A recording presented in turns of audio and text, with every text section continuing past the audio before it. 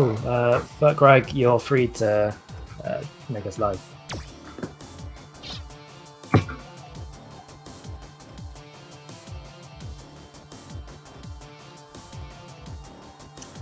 Okay, we're live. Cool. We've been live for 50. Oh, fuck. All my shit talking's gonna be on screen. Anyway, we're finally here.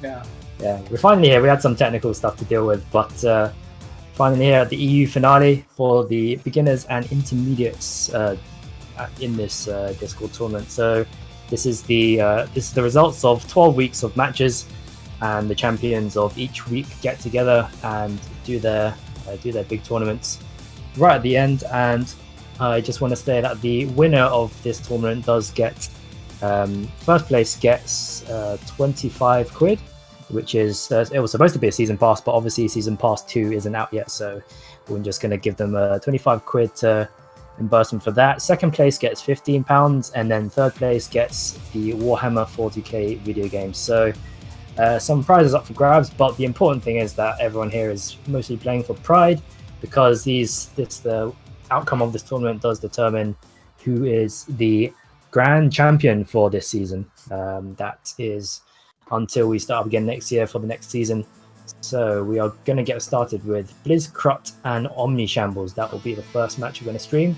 The way we're going to do this is that we're going to stream, if you see on the brackets, those who are watching, we're going to stream match 1, match 3, match 4, and then match 6. So sorry about the slightly convoluted structure, but that's how we're going to do it to conserve a bit of time, since I'm sure a lot of you in EU and further on time zones probably don't want to stay here until past midnight. So that's how we're going to do it. So once Alison's body can get the 2 to get started on their match, we'll be right underway on the first match.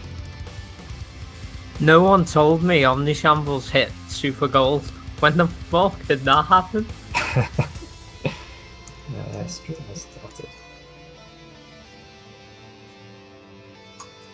I feel like I've been left behind now. That must have happened in like the space of like a week, because I'm pretty sure I played them not too long ago. Yeah, it's a lot of fluctuating in the ranks that I've seen from people who've won so far. So it's I'm excited for this tournament. What about you? You're going to be playing soon. I'm dreading it. Quick, I'm hoping for a quick 0-4.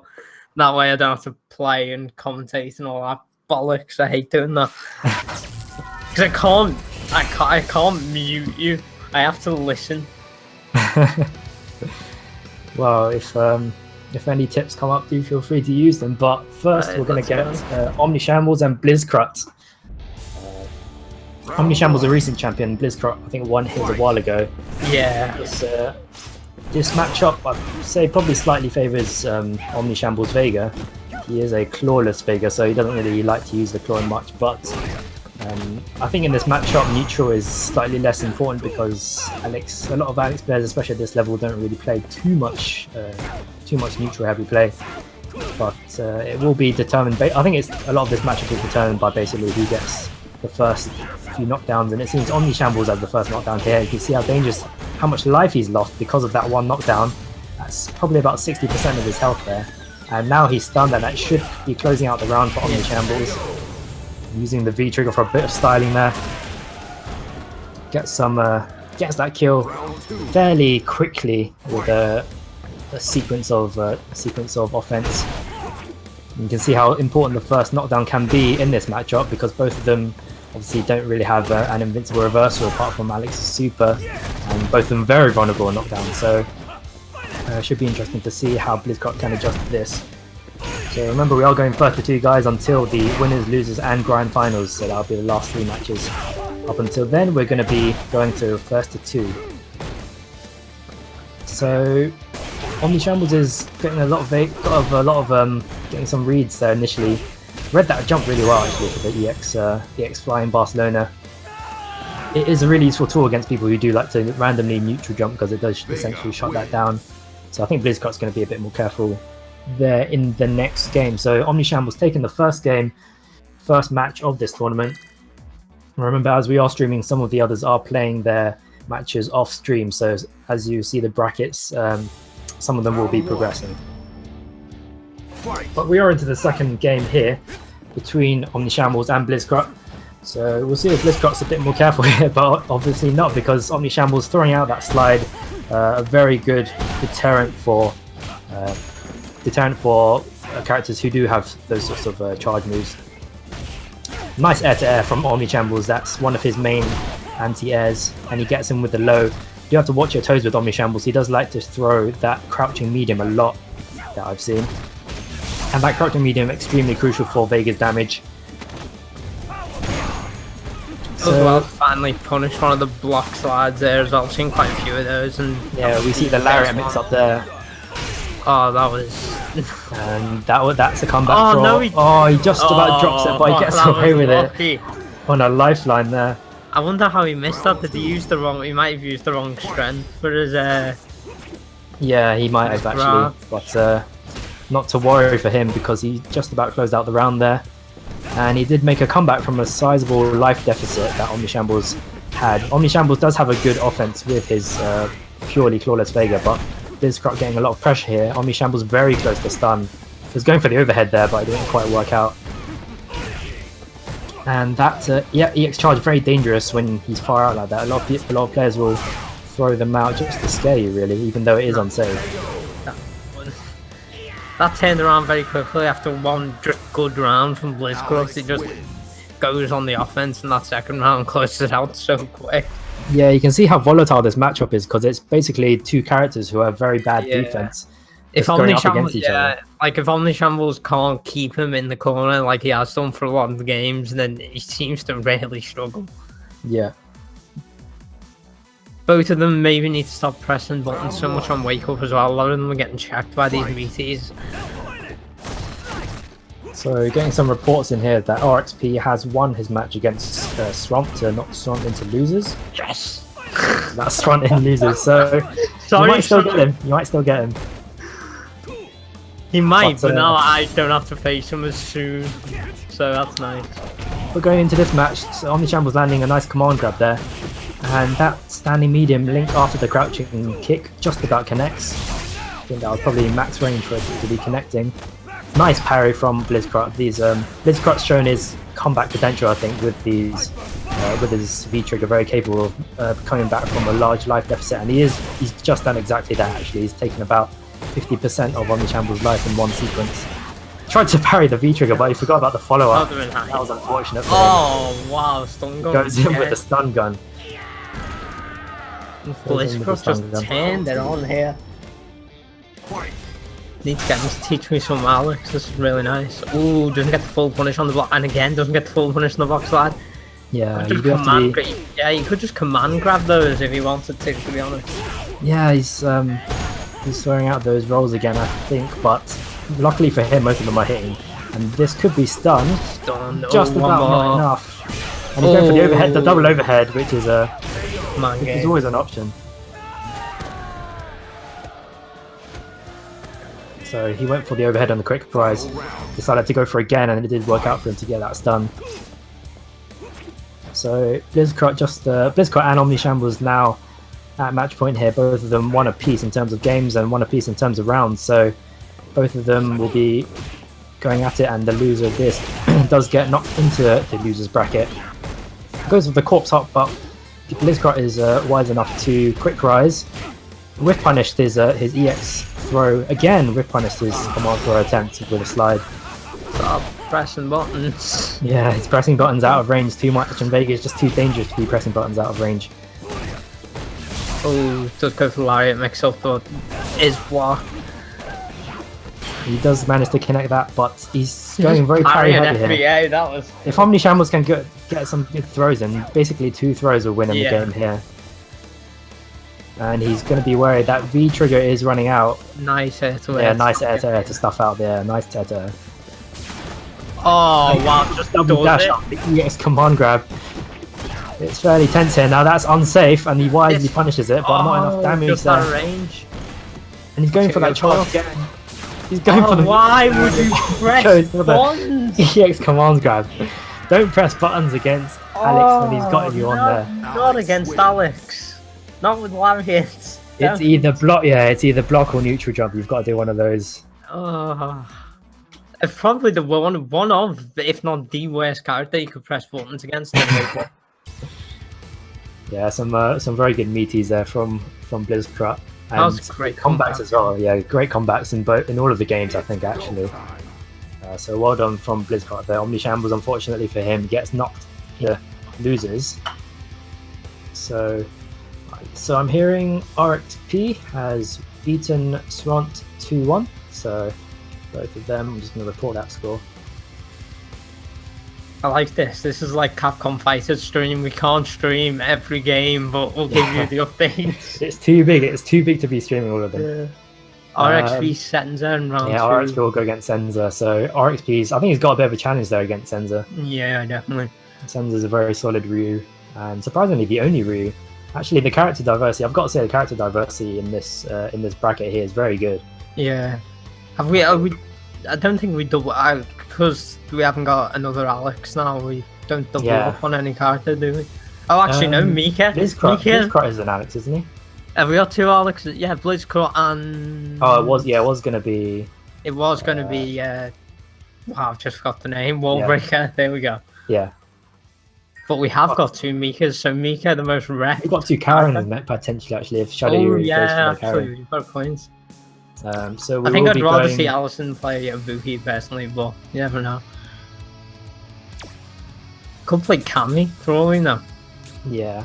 I hope he doesn't play Kami. I hope he plays Karen or Ibuki. I think those are his best characters. I hope you're listening, by the way.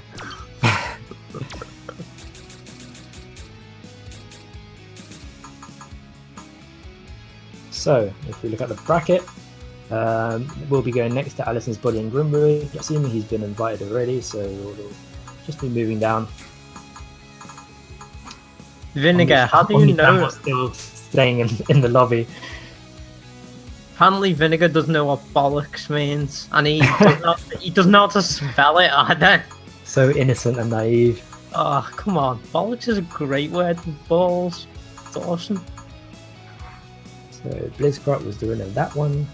I do forget I am the one reporting scores in this bracket. So Blizzcrut moves on. Omni Shambles is knocked into losers. Swan also knocked into losers. And Penguin, you're up against Blizzcrut in round 2. Yo.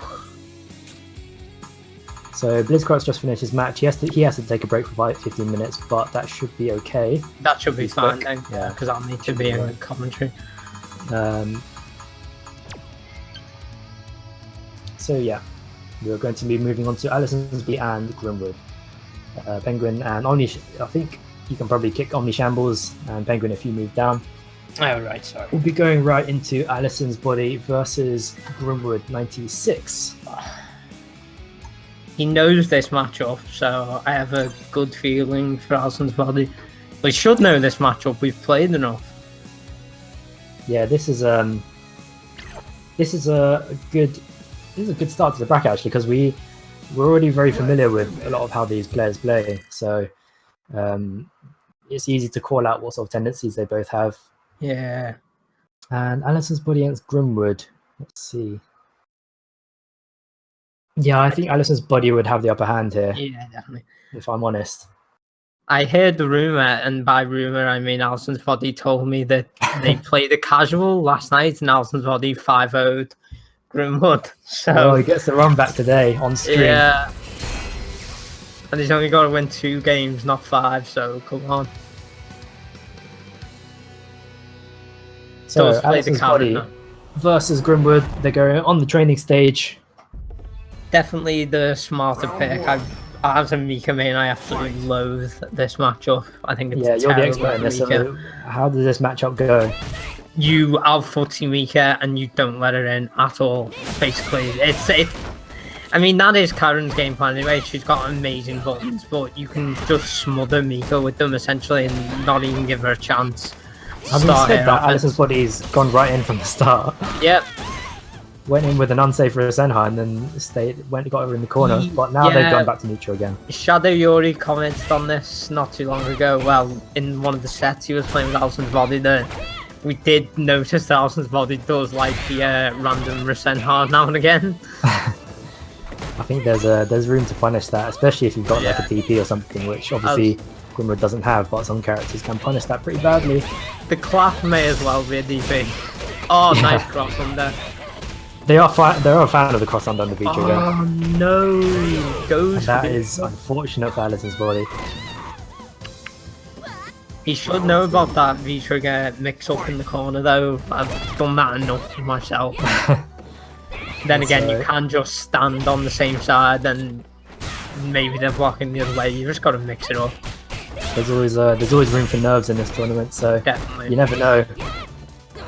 But Grimwood with the upper hand here, with 1 round up against Allison's body in their first match in their first to 2. And Grimwood, oh, nice shimmy from Grimwood. And again, yeah, another cross counter, 2 cross counters in a row there. Oh, and Allison's body is trying to throw again, and this should be finished. Yeah, he didn't even get the full combo there. Yeah, he actually reset there. He might not have actually killed with the combo. I don't think he would have. No damage scale might have stopped it. Yeah, it would have. But he does get a full reset there. Definitely. Bit of an upset that then, that first one, to be honest. He had see how quite a big life adjusts. lead into that second round. The thing with Allison's body's Karen, it's a lot different from a lot of Karens that I've usually played in, that they're not super neutral heavy. They're more offensive than most, so that might be a slight. I think not hang back, but play around with footsies a bit more. The medium kick is so good in this matchup. That standing medium kick. Just the zone meet her out. She hasn't got really anything that can challenge it. Sure, stuff like the V skill and the standing heavy kick. Yeah, the V skill. I mean, they can be whiff punished by clap and stuff like that, but if your spacing's right, and if you're not too predictable with them, then there's always an option. The V skill is great to punish clap because a lot of Mikas will just throw that out into neutral and just on the hope they catch a random normal. But the way Karen moves back, you know, obviously her hitbox changes and a lot of Mikas will just whiff the clap. Yeah, that V skill really probably one of the best V skills in the game, I'd say. Yeah, it's definitely up there. But Allison's body is hanging back, as you said now, actually trying to play that neutral against Grimwood. Yeah. I think their initial plan of going a bit ham didn't quite work out in the first game, so... and it does nice to get the command thrower to get them into the corner. Oh, nice, just does it there. No, they're very close, both close to getting killed. Got V-trigger back, but completely whiffed with the Nadeshko. Doesn't punish the slide either. Does there. Gotta hold that Nadeshko out. If you full screen, just hold it and dash in. Try and catch them off guard. So better round that full super here. And we have commented on this before, they're using that clap on block, the unsafe clap on block. Especially if one clap, fine, but 2 claps, no. Allison's body did have the opportunity for super after that punish, but didn't manage to use it. So spend the meter though for the uppercut. Now both of them 2 meters apiece, but they do have V-trigger stocked, both of them. And Grimwood could take it all in with a good V-trigger set up. And that was very bad time to pull that out. So it was desperation though. So you can see the adjustment from that Allison's body going back into that neutral game. I think they were trying to catch them off guard with going a bit ham in the first game. It didn't quite work out. I'd like to see some V reversals or actually using the V trigger by Allison's body though. I know he said in the past that he doesn't V reversal enough, but in this matchup it'd be so useful, especially if he gets pinned into the corner. Yeah, especially with if you're not going to use, if you're not going to use the V trigger, you might as well spend it. Yeah, exactly. Especially that drop kick. If you ever get hit by that drop kick, you just instantly V reverse that. Or the best thing you can use it for against Mika, if she goes for the roll into the V skill, just V reversal straight away, and it will completely nullify the dash go. She comes down. Yeah. And not a lot. Unless they hold it, obviously. Yeah, unless they hold it, but not. For example, he's not holding this V trigger. Maybe if he V reversals it a few times, he might. Grimwood does like to jump over after that V-trigger, doesn't he? Yeah, is he that Mika, the one who likes to cross up a lot when people are in the corner? I always forget. The one that jumps into the corner. Yeah, and corners himself. But Alison's body 1 round up now, just 1 round away from getting this game here. Ooh, Oh, can't say that. And that won't quite be corner, but it'll be fairly close. But choosing to back off here. Again, the random full screen the center doesn't get punished for it, but stop it. Nice anti, yeah, from Oh, doesn't follow through the clap. Oh no. And this should be kill. Dead. And that will be kill. And that's match point. So Grimwood making use of some punishes at least, I think. Yeah. Alice's body just needs to be a bit more careful about those resenters that they're throwing out. Yeah. But if Grimwood allows Alison's body to stay in neutral, then it should be in Alison's body's favour by quite a lot, I'd guess. Nice shoulder there, just faked out buttons. Don't think Grimwood knew it was safe. Yeah, nice view of Russell to get out of the pressure and follows up with dash up throw. And both of them full super here. Alison's body will be extremely dangerous if they get any sort of combo into the super. Yeah. That'll be a lot of damage there. Ooh. Goes for the, was it an anti-F slide? Whatever works. Oh, nice. He tried to wing save lane to uncorner himself, but he eats the Yeah, full and combo that and super the that does crit so bar. much damage. Oh, Take them very close to kill here. And that's What not does much he life do? left. That's 1 combos left of health to avoid now getting knocked down. One tick. Oh no! And that wasn't going to work, no. That was desperate. Yeah, that was definitely what I'd call desperate there. 4 frame startup, I think, on that super. It's so easy to get Yeah, away from. he actually blocked the first hit of Rosenha and then got hit by the second hit. Yeah, so that was odd. he had an opportunity to punish into a full super there and then didn't manage to block that second hit. So that was an interesting match actually between those Yeah, two. Because it's, probably not as clean as I was yeah, would not like. exactly what I call clean and by their standards. But At the end of the day, I don't think he's mained Karen in a while, and to be fair, it's a pretty volatile matchup if you Yeah. do make any mistakes whatsoever. Well, he will go on. I believe you and Blizzcrot are going to go and play their game if Blizzcrot's back. Are we going to play now? Okay. And I believe we will be streaming Linky and Shadow Yuri. Oh, that's match of the day there. So Alison's body should be back by now if they can get them into the lobby and inform them that they are going to be streamed. I will.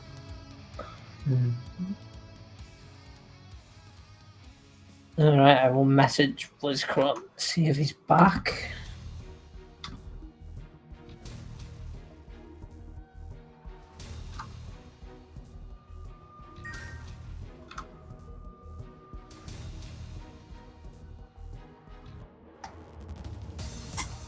So Penguin's gone off to search for Blizzcraft. Meanwhile, we will be streaming Linky and Shadow Yuri. So Linky is the Ken who won a few weeks back, I believe. Shadow Yuri was in with Laura before, but I believe they've changed back to Karen, who they originally used to play. So this should be an interesting match indeed, because both of them are very solid players. Linky, I think, quite far into gold now, as a lot of these champions are at this point now, especially the ones who have won their tournaments a way back. I'm actually going to make the stream live here so I can watch this while I'm not in. Trying to do my research, guys, even when I'm not in the match.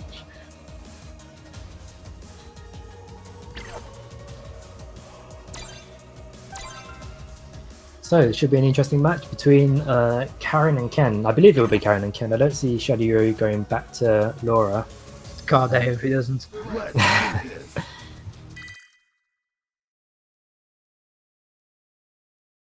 Airmoons is asking. Oh no, he can't. Wait there, can he? No, he's playing Alison's body. He'll have to wait. Yeah, he has to wait for the lobby to commence.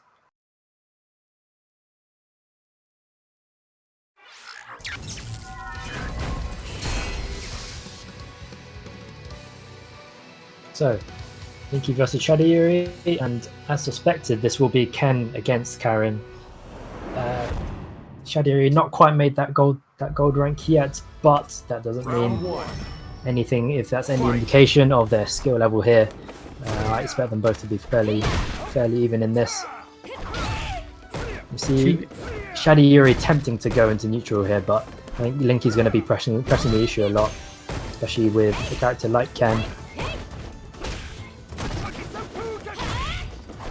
He is trying to go for some of those target combo hit confirms. I think there's an execution error or two, but he is making use of that standing heavy kick to try and threaten. I think Shady Yuri should be able to have the advantage at a range like this. Nice anti-air from Shady Yuri. Does expend that meter to try and get Linky, stop them from jumping, but does get caught by that DP. Standing heavy kick, important as usual for Karen. But Linky's going to be very dangerous here in the V-trigger, and that V-trigger is going to last quite a while. He's going for the shimmy here, I think. Spectating has been halted, however, so a few technical issues. Do bear with me. I think that match will need to be restarted because of a disconnection. So we are going to restart that again. That was only round 1. So do bear with me as we go back in this match against Linky and Shady Yuri.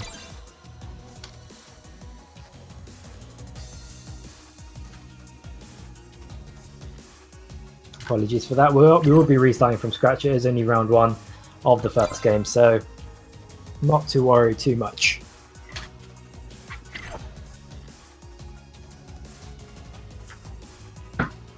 Let's do this.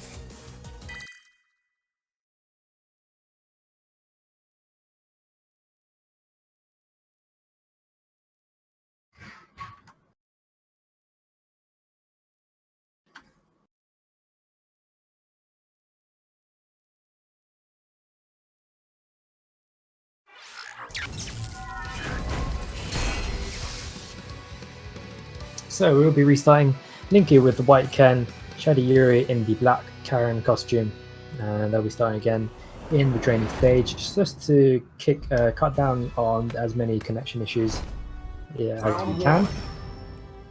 Fight.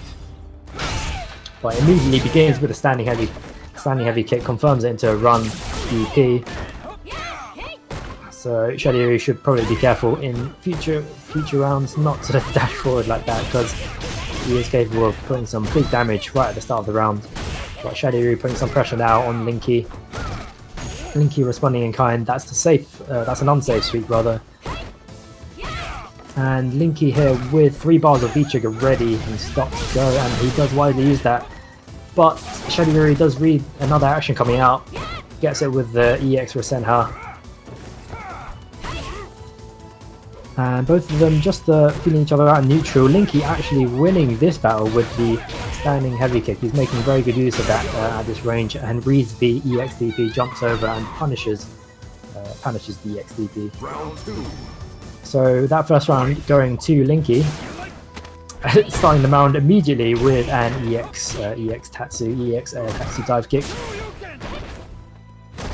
And he goes for the shimmy there. Shady Yuri wise enough at this point. He was shimmied in the last game, and he did get his EXDP punished there. And McKen has a very good backdash. So he can punish a lot of these wake up DP attempts. And you can see here, Linky's very fond of the shimmy attempts actually. You can see him shimmying on pretty much most of the knockdowns that I've seen so far against Shady Yuri. And it should be interesting to see if Shady Yuri can adjust to a lot of these shimmies. I think at their level you might shimmies are slightly less common. You start seeing them a bit more and more at the gold rank sort of level. And again going for the shimmy there. I think you might have been reading the EXDP again. Shady Yuri choosing to do nothing on wake up, on Linky's wake up, and instead going back and with punishes that dive kick with a crouching medium. So 1 apiece in rounds now. We are in just the first game. We do have another one to play in this first of 2. Linky again using liberal use of that standing heavy kick in the neutral, and Shady Yuri attempting to respond in kind, but Linky getting the odd throw here, the odd dash in here again. Goes for the Orochi straight into the EXDP, and catches Linky out with that, both of them having spent the meter there. And Linky responding with a DP just to get Shadiri off them. This will be a full cross counter combo. A lot of damage there in V-Trigger, and he tries to go for the low into the fireball into the super, but waits his whole super bar trying to get that. And Linky doing a lot of unsafe things here, waking up with the Tatsu, throwing a super on someone's block. And both of them just on a sliver of life here. Either one can get the kill, and Linky goes in with a run into the step kick. V-skill, very dangerous very hard to react to that V-skill run, especially if you hold it down and follow up with the step kick.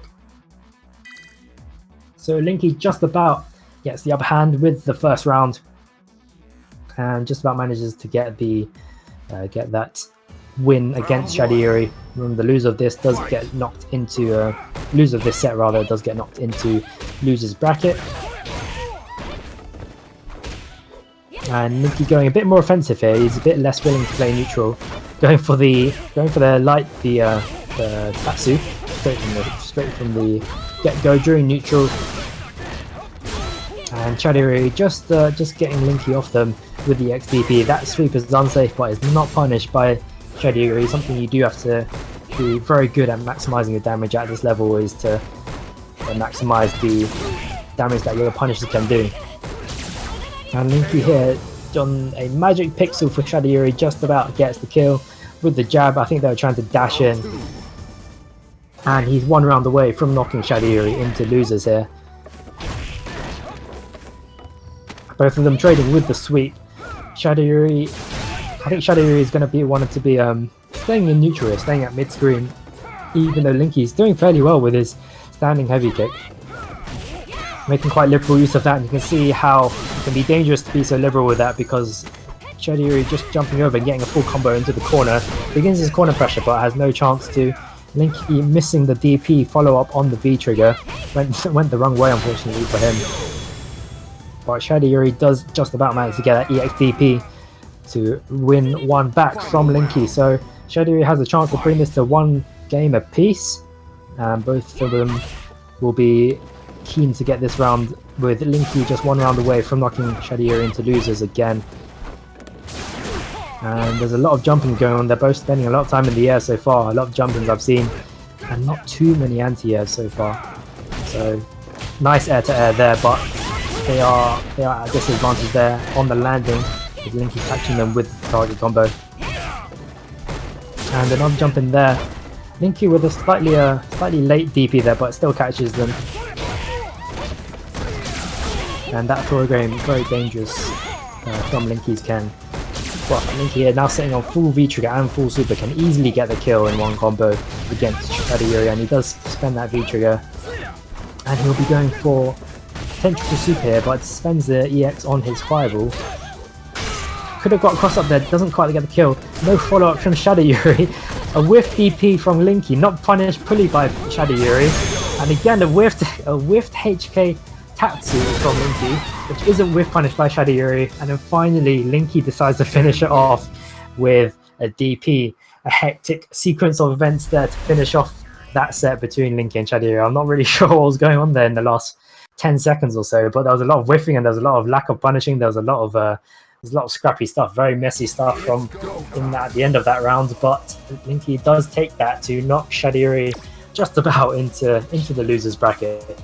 So fairly hectic match that actually, and that was actually a fairly clean set up until that last game or so, where it sort of went very jumpy, jumpy, messy, a lot of people dropping stuff, a lot of people whiffing stuff as well. So Linky does progress through. Shadiri does get knocked down into losers.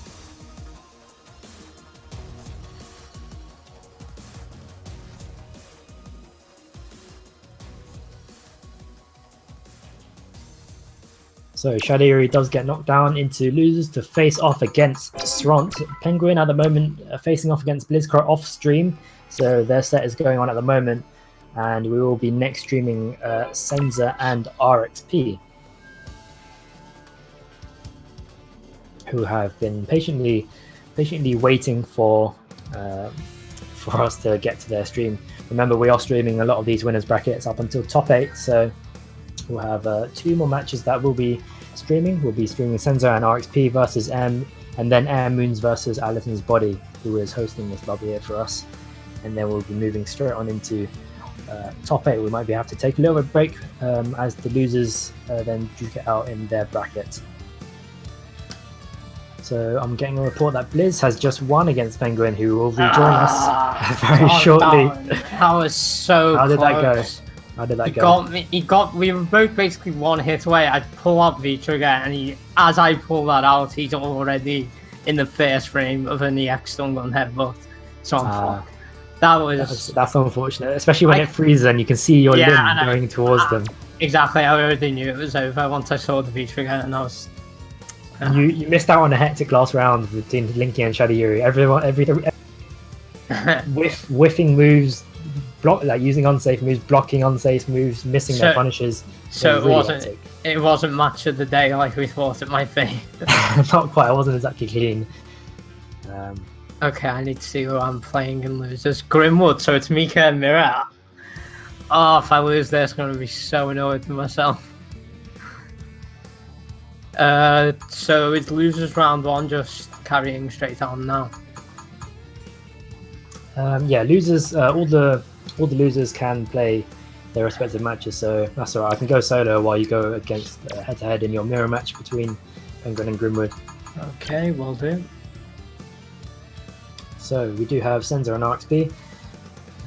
Next on stream, this will be Ryu versus RXP's Lauren. But very hectic sequence of events in that last round. Let's see if this one's a little bit cleaner than that.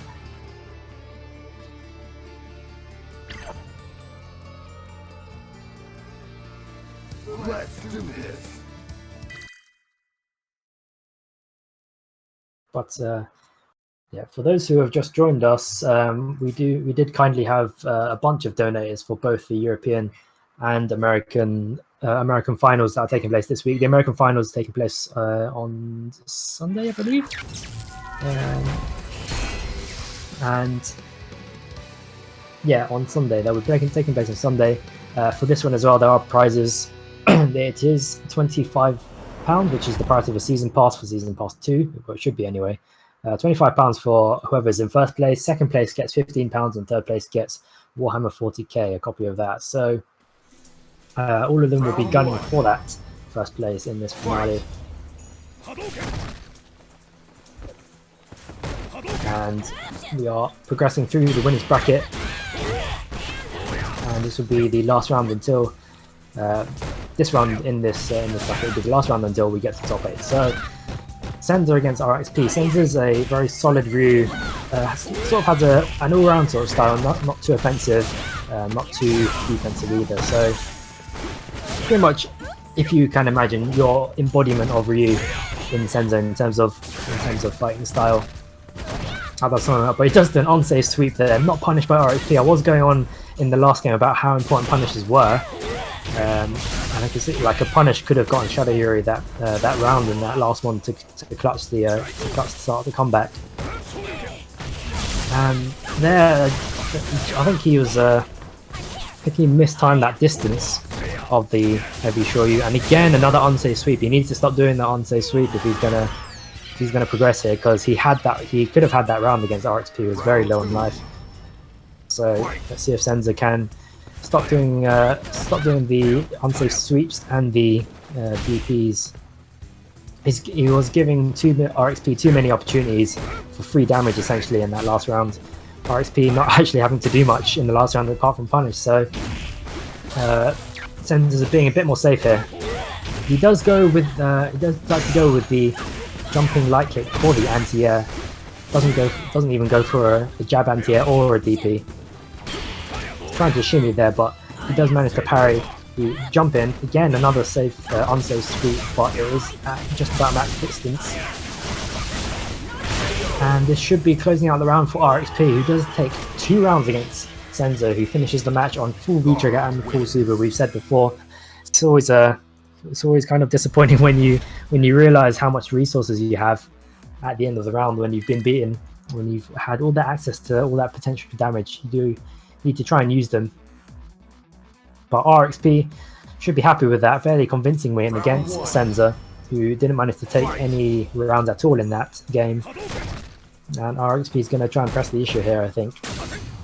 Nice tech from RXP to see Senza walking up for that throw attempt. And the non-safe sweep there. He does like to go for those sweeps a bit too much, I think. And he is starting to get punished for it. And RXP is happy to play neutral here. Not going completely ham like a lot of Laura's tend to do. Especially against someone like Ryu. Another thing that Senza likes to do is that jump back light punch for an anti-air. Slightly unconventional, especially with Ryu's other tools, but it does seem to be working out for him to prevent jumping, even if it isn't the most damage. It does reset them back into neutral, but RXP's got the upper hand here. Senza goes for a very risky DP on wake up, and that does get him killed by RXP. Once again, he's being a bit less safe than he usually is. Slightly uncharacteristically so, and that is getting him punished, so it'll be interesting to see if he is going to be a bit safer in his play from here on, because he is just one round away from being knocked into the loser's bracket. But he is sitting on full super. Ryu, of course, builds that super really quickly, and he's going to be looking to get some sort of confirm into that super. Doesn't get it there, and I'm not sure how much he realizes that super there, because if he does manage to get one out, he should be able to build enough to get a lot of meter anyway, especially with a character like Ryu. RXP now sitting on full V-trigger and full super, uses that V-trigger, and we might see some mix-ups here from RXP. Not so much, just uses the EX fireballs for pressure.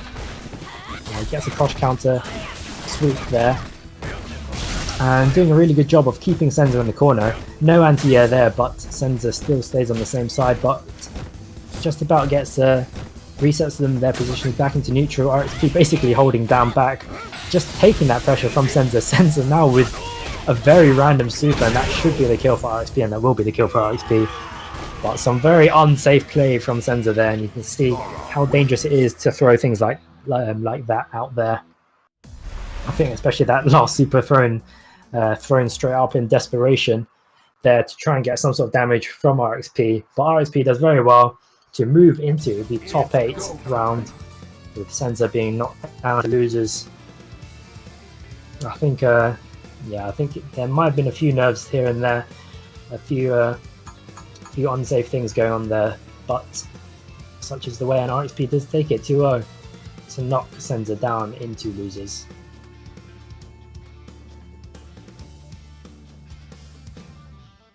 So just the one match on stream, and the rest of top 8 will be streamed. Won't be streaming any of losers before top 8, so they will be left to duke it out on their own. Shadow Yuri facing off against Sront, and Penguin currently in his match against Grimwood.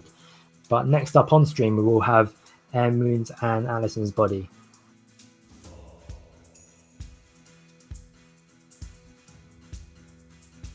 So Alison's Body, who is hosting the lobby here, will be going up against Air Moons, who is the birdie, I believe, who won not so long ago, just a couple of weeks back, I think.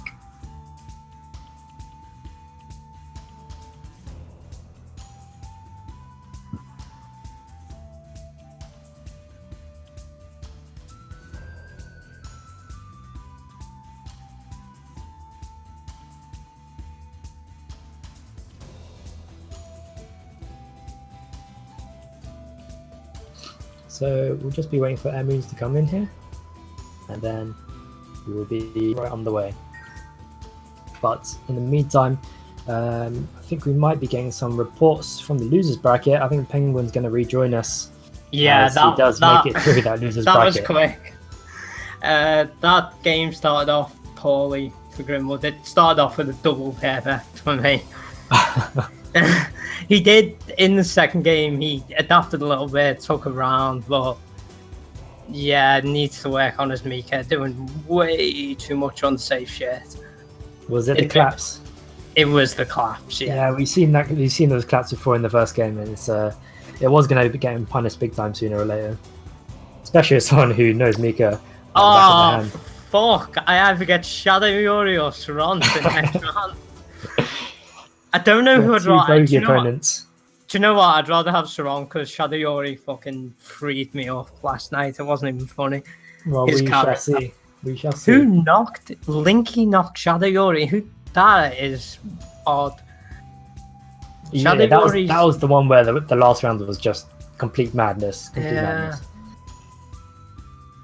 And Sarant has won. They get 2-0 against Shadow Yuri, so he will be moving on to face you.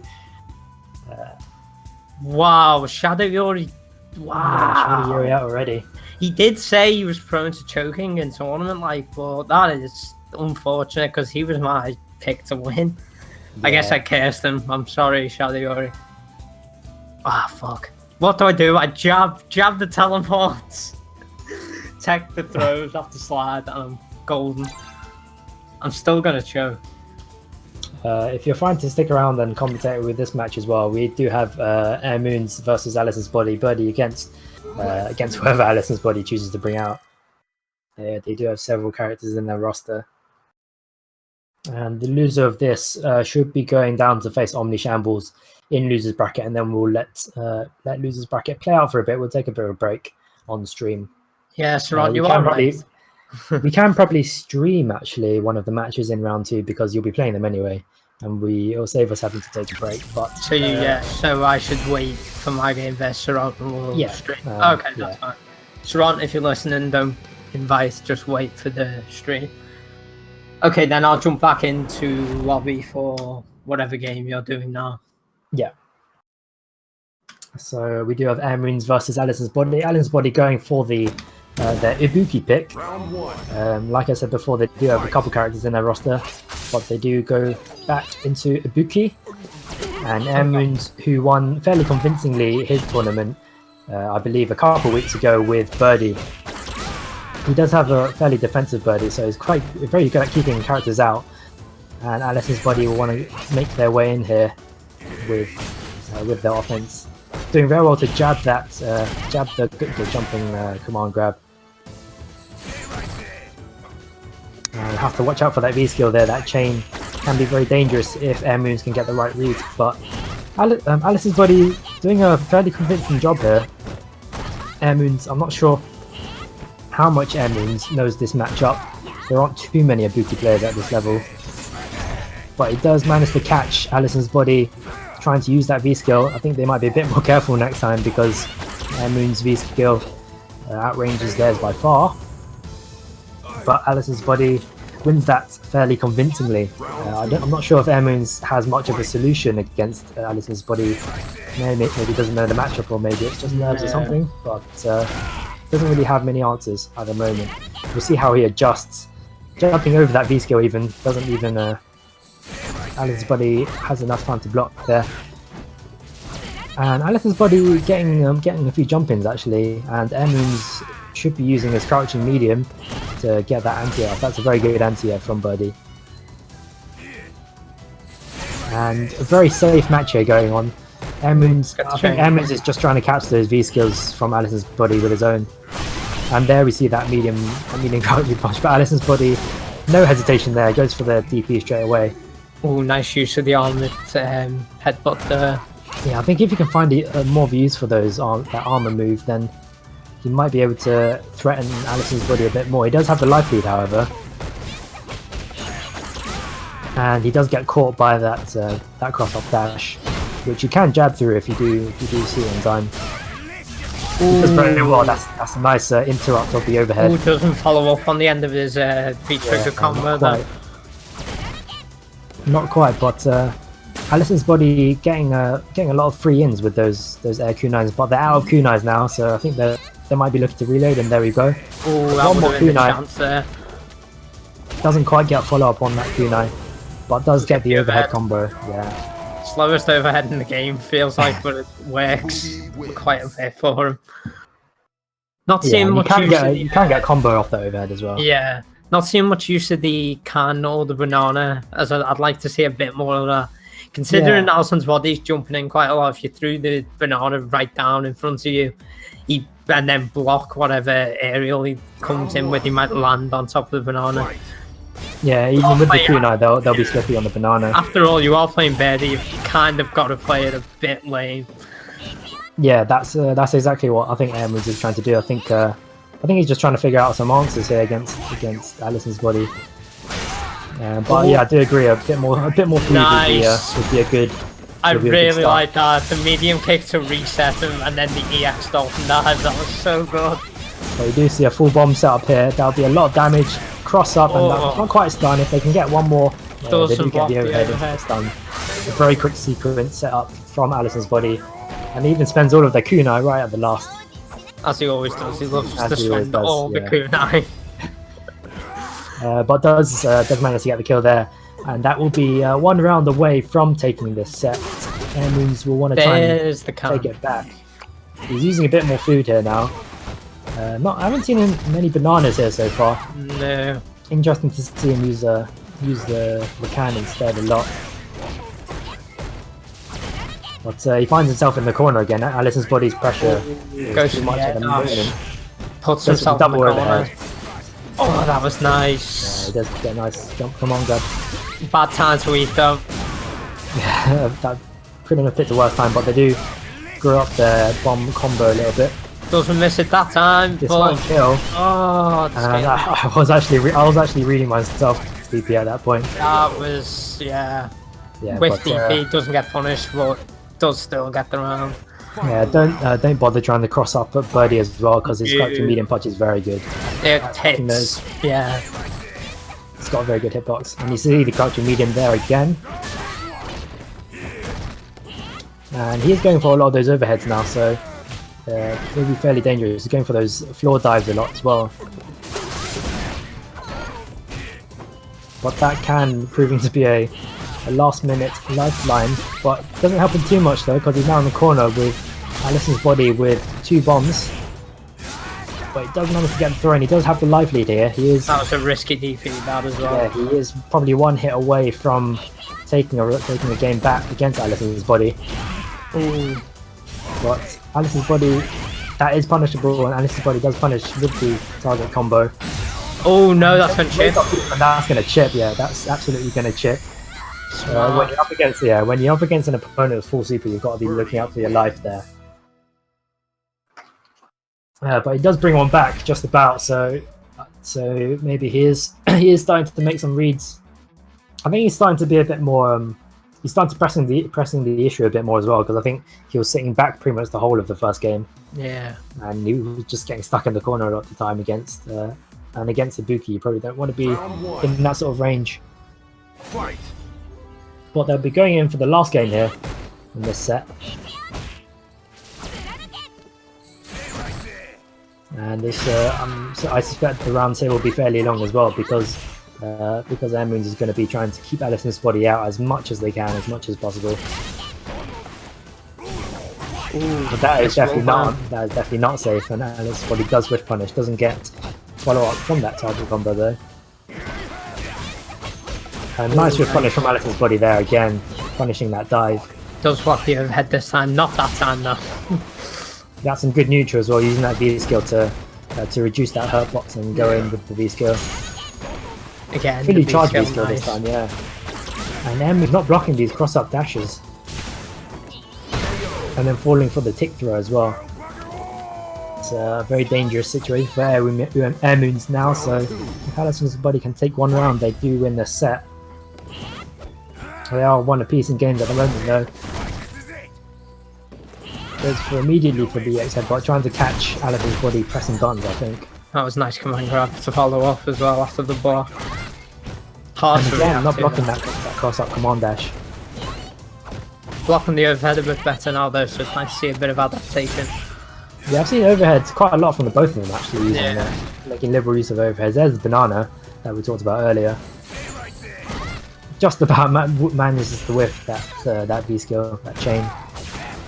Oh, and does manage just about to catch them with the command grab, the EX command grab there. I think he threw out a normal, might have extended his hitbox a little. Yeah, And Alison's body sitting on V-Trigger here, so they do have the comeback potential of the bomb setups. And Air Moon's... Oh, nice anti-air. If Alison's body can get just one setup, but that doesn't quite work out, as this will be taken to the last round in this set to take the whole set and knock the loser into loser's bracket.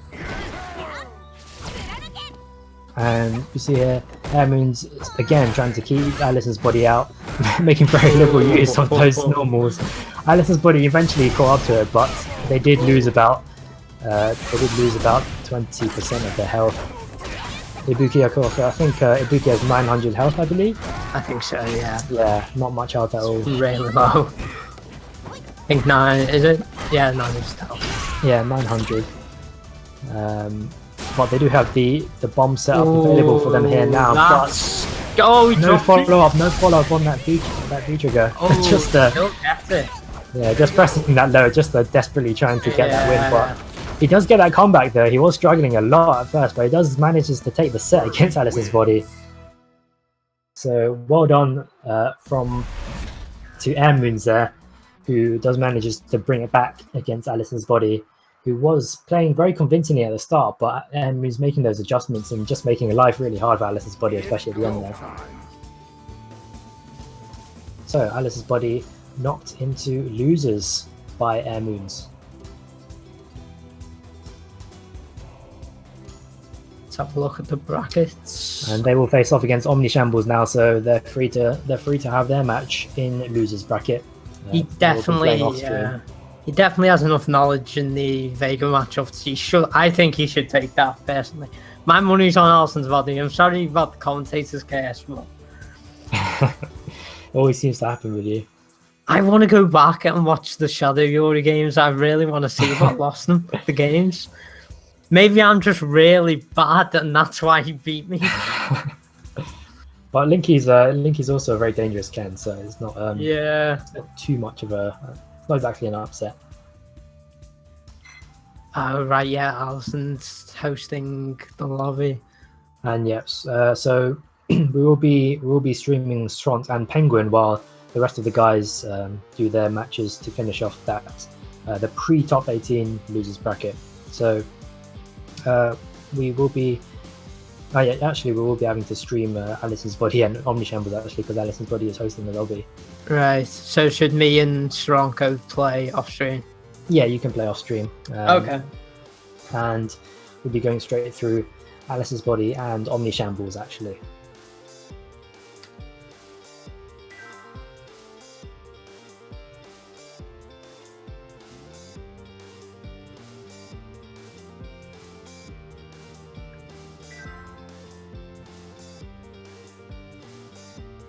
So apologies if this this tournament does go on fairly late.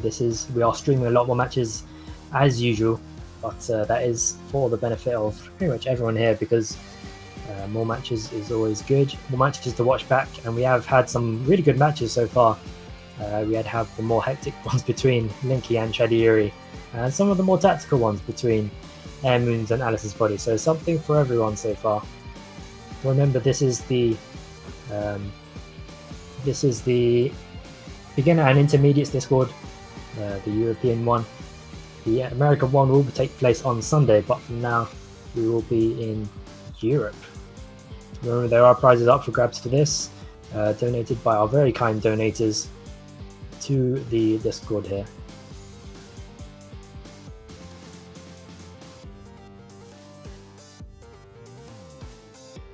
So next up, we do have Alison's body and Omni Shambles. Alex, yeah, like Penguin said before, Alison's body should know this matchup at least moderately well. But Omni Shambles definitely not one to be written off at all.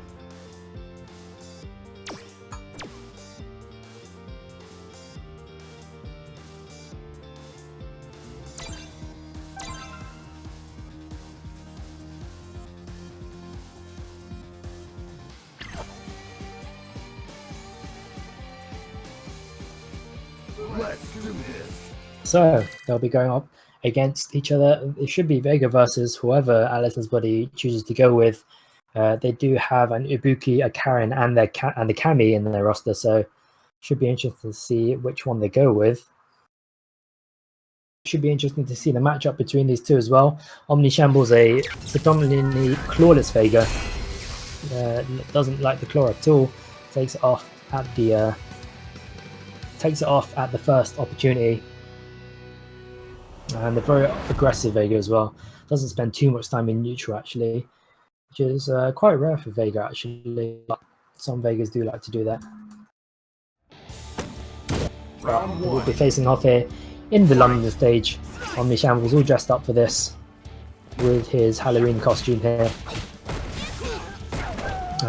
This first round should be especially important as they're both feeling each other out here and seeing if they have any tendency between these two, any tendency that they can use to exploit or defend against.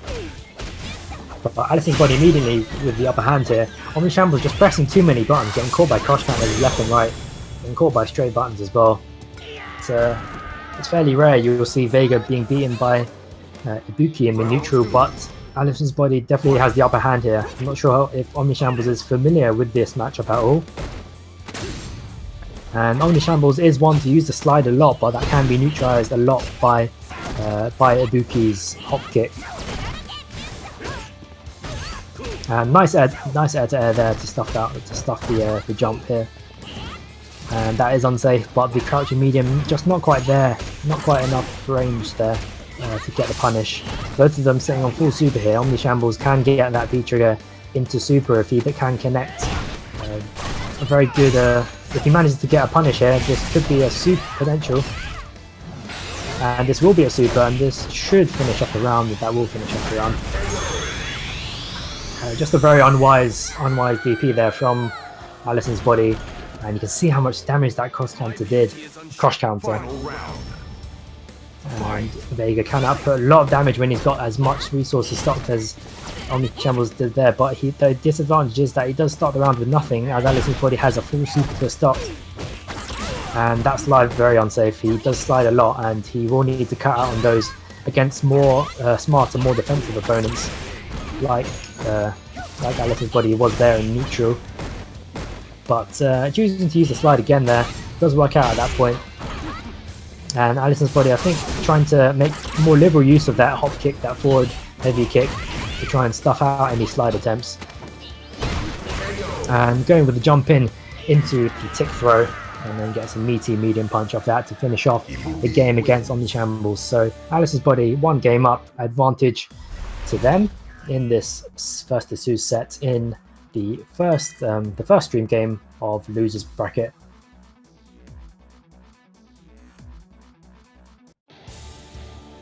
Round one. Fight. So Alice's body and Omni Shambles here again. And he's going for that light kick jump in. Not going for the heavy, which would have yielded more damage there from Omni Shambles. And Alice's body getting a successful cross-up, but the cross-up dash doesn't yield anything, as Omni Shambles knows he can jab stuff out, just stuff it out with some jabs. And he's going for that tick throw there, but too obvious there, having to walk too far for that tick throw. I think Alison's body messed up there, bomb set up a little bit, didn't make the most use of the V trigger. And Omni Shambles on dangerously low life here, as Alison's body still has one bomb left in their V trigger. It is draining ever so slowly though, and Omni Shambles will be looking to use that V trigger, but he goes for the dash up, command grab instead. I think Alison's body was charging a V skill, caught them charging there, and that should be a whiff punish, and there will be a whiff punish using that slide. And another EXDP, very unsafe play there from Alison's body, and you can see how just like Senza you saw earlier on, was punished constantly by RXP. Alison's body pretty much throwing away that round there with two unsafe DPs there in short succession. So Alison's body pressing the issue again. Let's see if Omni Shambles wants to stay in neutral or not. His Flying Barcelona stuffed out by Alison's body, and he's got them just in the corner there, using that medium punch to just keep them in the corner and keep their spacing. But Omni Shambles, I'm not sure if that was accidental actually, because they've gone straight from Clawless into Claw and then back into Clawless. But Alison's Body carrying them all the way across the screen here, from corner to corner. And a relentless offense from Alison's Body to take one round. And Alison's Body 1 round away from winning this set, but Omni Shambles also just needs to win a round to mount his comeback. He whiffs the slide and not quite whiff punished by Alison's Body. Nice anti-air there from Alison's Body. Does get him into the corner with that. Tries the command dash, but Omni Shambles jumping away, using that wall jump of Vega to escape from Alison's Body. Trying the anti-air again from Alison's Body, but trades on that this time. And that using that hop kick again fairly liberally. Gets a tech throw, hop kick again. And this should, consistent use of the hop kick should stuff out a lot of slide attempts. Omni Shambles does seem to have cut down on that. I say this as he has his slide blocked and appropriately punished by Alison's Body. And I think you can see here in this set how important, just how risky a lot of unsafe play can be. See, Alison's Body was cross counted a lot with the EXTPs, and Omni Shambles also losing that last round. He's losing the whole set with a blocked slide and unsafe slide. So well done to Alison's Body. They progress through the losers bracket. Unfortunately, Omni Shambles does get knocked out. Is that game over? That is game over. Yes!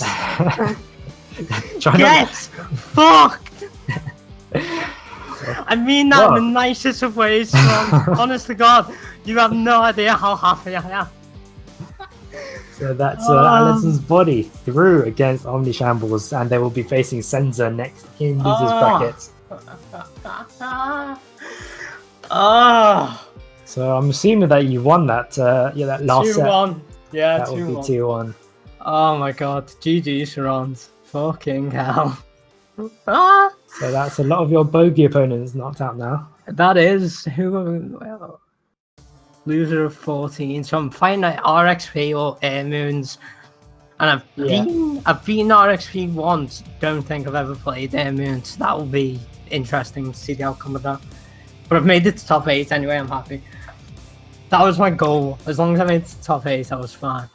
And I've beaten one of my demons anyway, so I'm happy about that. Shadow Yori's already out, so I don't have to fight my other demon. Alison's Body immediately next after that triumphant win over Omni Shambles, who is, unfortunately for him, knocked out at this point. The road here ends for them. Yay, the Vega's gone. Sorry, Omni Shambles, but I'm kind of happy. Wait until we get to grand finals and I'm the last boss. You are the last boss. I'm hoping for me and Alison's Body in losers semis. That's the dream. Yeah, but Alison's Body straight in against Senza. We are actually streaming more matches than we thought we would, but more matches is always good. Yeah, the way the brackets kind of panned out there. Yeah. But Alison's Body straight up against Senza. I think Penguin can make back into the lobby. I'm joining now. And once Furtkrager moves down, they can get underway against Senza and Alison's Body. Senza's not looked so clean today, so I'm pretty worried about how this is going to turn out. Yeah, I'm not sure if it was just nerves or something, but they were doing some very unsafe, risky stuff against RXP, got themselves punished pretty much the whole set. So should be interesting if they do the same against Alison's Body, who is fully capable of punishing that sort of play. So winner of this gets a chance for a last place into the top 8, the remaining place of top 8.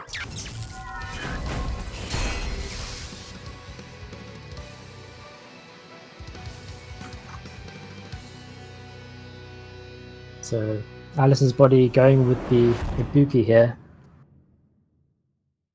against Senza's Ryu. We can see if Senza has made any changes from their play that got them knocked into losers in the first place against RXP. Round 1. Here we go. Round 1. And Alice's body immediately making use of that hop kick and making very good use of that V skill. A fully charged V skill, fairly dangerous actually in neutral because it does bring back that hurt box and then bring it all the way forward. Uses that overhead to jump over that EX fireball actually. Very clever. Bad time to reload the kunai as well. Yeah. But gets that. He does get the dash and then throw. He is playing a lot more safe than we saw in the last match. I think he might have made the appropriate adjustments. Ooh, nice cross under though by Allison's body. We've got a lot of neutral play here, which is fairly solid from both of these two. Ibuki's roundhouse, such good moves, especially in footies. Yeah. Having said that, he goes in immediately with a dash to an unsafe sweep, which I believe wasn't really punished. Nice anti-air from Alice's body. They do like to use that as their anti-air, even though it does trade on occasion. And Senza going for the cross-up, but Alice's body wise enough to block everything that Senza's throwing at them at the moment. Really nice play by Allison's body here. Yeah, a good sequence of offense up here from Alice's body. First jump in the Senza's landed, but doesn't capitalise on it at all. Yeah, you do have to be careful with when Ibuki jumps like that because they do essentially get free in with the kunai. Yeah. That was really just solid play by Ibuki, just Allison's body. Just really good fundamentals, good footies, and great defense as well. Didn't need any of the incredibly high view damage. Yeah. Round 1. Fight. So both of them here. Senza's going to want to bring it back here as Allison's body is 1 game ahead in this first to 2 set. The last game that will be played before top 8. Another unsafe sweep there. He is using the sweep a lot in the tournament. Well, we've seen that quite a bit though in past tournaments as well, so it's something that hasn't really changed at all. That was a prime opportunity for a DP there. I saw that jump in, but no kunai there from Alice's body. Got a free jump in. And again, facing off in the neutral here. Just going in and out of range, trying to catch anything they can. Bad fireball, got a bit predictable there. Alice's body having no respect at that point to get with the with the kunai. Oh, nice EX there. But Senza, Alice's body dangerously low in life here against Senza. Oh, that's going to be out. Oh and no! Screws up that V trigger. Does get a lifeline when Senza doesn't punish, but that was dangerous for Alice's body for a second. I've never seen him drop that. That is so weird. They did drop it in the last match actually. Oh, did they? So tournament nerves then maybe. But using that V-skill and the hop kick again, the neutral, very useful tools for Ibuki. Nice use of the V-skill there. Going with the dash up sweep, which does work out for them this time. And Senza's going to want to press the issue here a little bit because he is 1 round away from getting knocked out entirely. Again with the jump short, doesn't convert. I think he's trying to get the medium punch after the jump short. Maybe it's easier just go for the jab DP. Yeah, and this will be Allison's body closing out that set with a super. As the BM Senza can only watch himself get killed as he was stunned at that point. Very good bomb offensive with the V trigger from Allison's body to finish off that last round. And that will be set for Allison's body. This is the end of the road for Senza as he is knocked out, and Allison's body progresses into top 8, where we are finally here in top 8. It is a little bit late, but we're finally here as these last 8 opponents will be decided who is the champion for this season.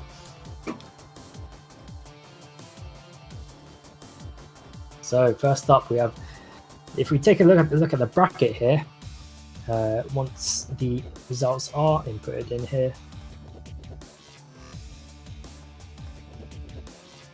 once the results are put in here, it is Blizzcrot, Linky, RXP, Airmoons, Alison's Body, and yourself, Penguin, who are the remaining participants in this final tournament of the year in EU.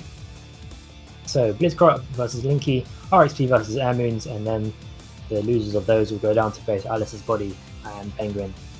So if we can just go straight into Blizzcrot and Linky, we will be going fairly smooth and quick here from now on, just to make sure you're not up for too late.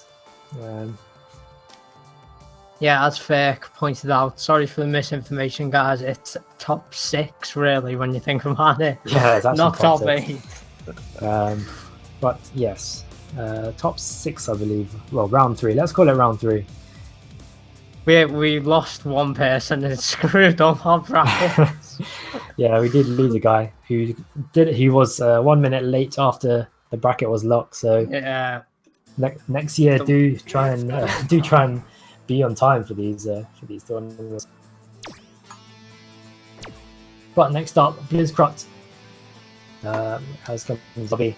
They will be up against Linky, Alex versus Ken. I'd just like to point out, by the way, as well, both the people we called to win the tournament have gone out. I actually said Airmoons can't be overlooked. Oh, did you say Airmoons? I thought you said Omni Shambles. No, I was saying Airmoons had beaten some of the stronger participants here, so right. He definitely can't be overlooked. Yeah. And you did see him beat Alice's Body into losers bracket just about. True. Yeah, I called Shadow Yuri and he didn't win a single game. I'm so sorry.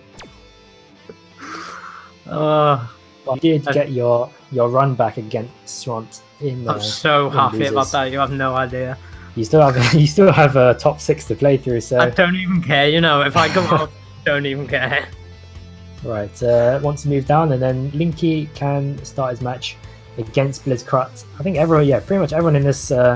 Everyone in the remaining top 6, I think it's gold now at this point. I think RXP is still silver. Is he? Yeah, I believe so. Oh. Correct me if I'm wrong. Well, Omni Shambles was super gold, so this tournament proves rank means nothing, guys. LP is just a number. Yeah, especially the discrepancy between some of these players here, even tonight. Yeah. It's just you really can't tell the difference. To be fair, quite a lot of people in here don't even play ranked. I know Alison's Body hasn't played ranked since he hit gold. I haven't played ranked since I hit gold. Exactly, you haven't either. So Linky clearly has, I think, because he progressed a fair bit into gold. Same with Blizzcrot, actually, having said that. So both of them still progressing, still training, even after winning their respective tournaments. And they will be facing off against each other. Linky with his Ken, and Blizz with Alex. Fight. So, the first match of top 6 goes in between Blizz and Linky. And it should be interesting to see how this matchup goes, because Linky's very offensive, as you'd expect from Ken player. See it straight away, cross under into a full target combo. Yeah. Already has him in the corner. Almost stunned as well. Just about gets that max range EX command grab. I noticed this in the game against me. Blizzcrot was a big fan of those dash up command grabs, but didn't really get much of a chance to show it off in that game. Yeah, Linky had a really good sequence of offense and almost brought Blizzcrot to a stun.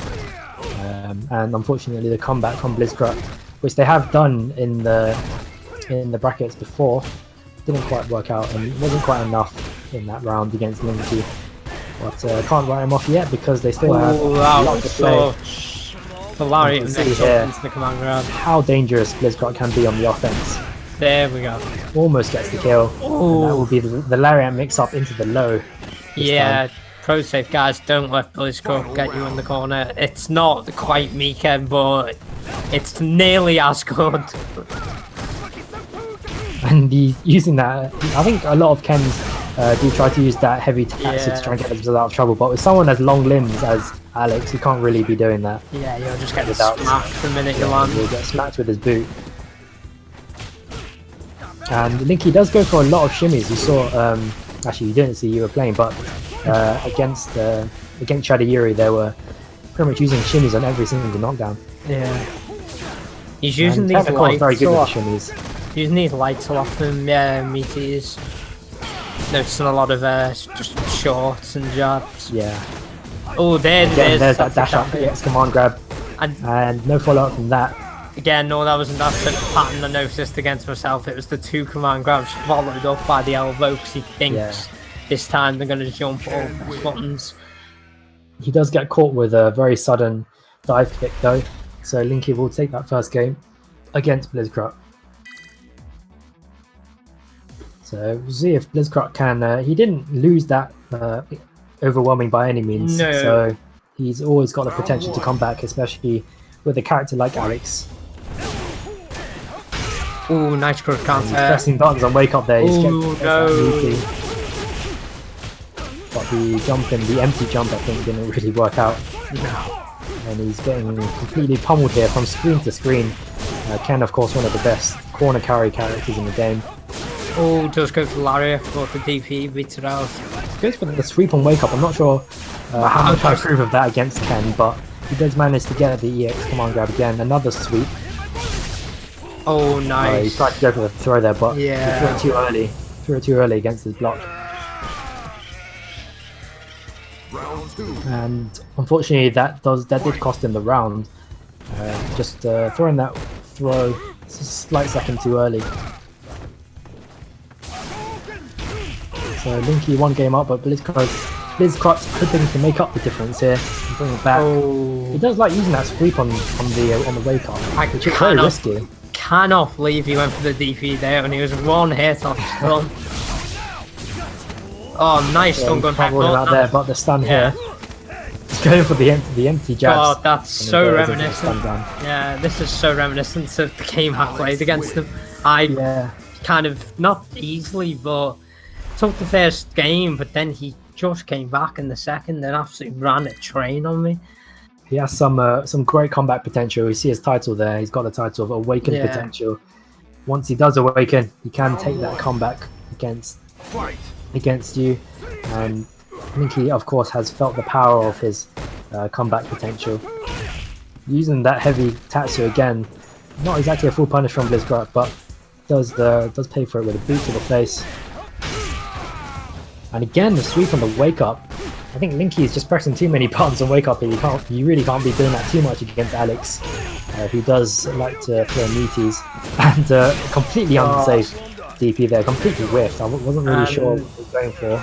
What we said last time, don't press buttons on Alex. Don't press buttons on Alex and don't be whiffing those DPs like that. Not when you're that close to stun, you just cannot take the risk. It's not an issue of getting crush countered and getting, hit once or twice. It's the issue of you will probably get stunned, you will die in the corner. And Linky being slightly more conservative here. We did see him in the last game making liberal use of that standing heavy, and he's trying to do that again in neutral. But getting caught in the lariat mix up here. He's choosing not to go for our quick rise. Yeah, I kind of like that just because if he does go for the elbow, it will work. Yeah, just about catches him with the DP. Doesn't connect with that run cancel, but both of them on low life here.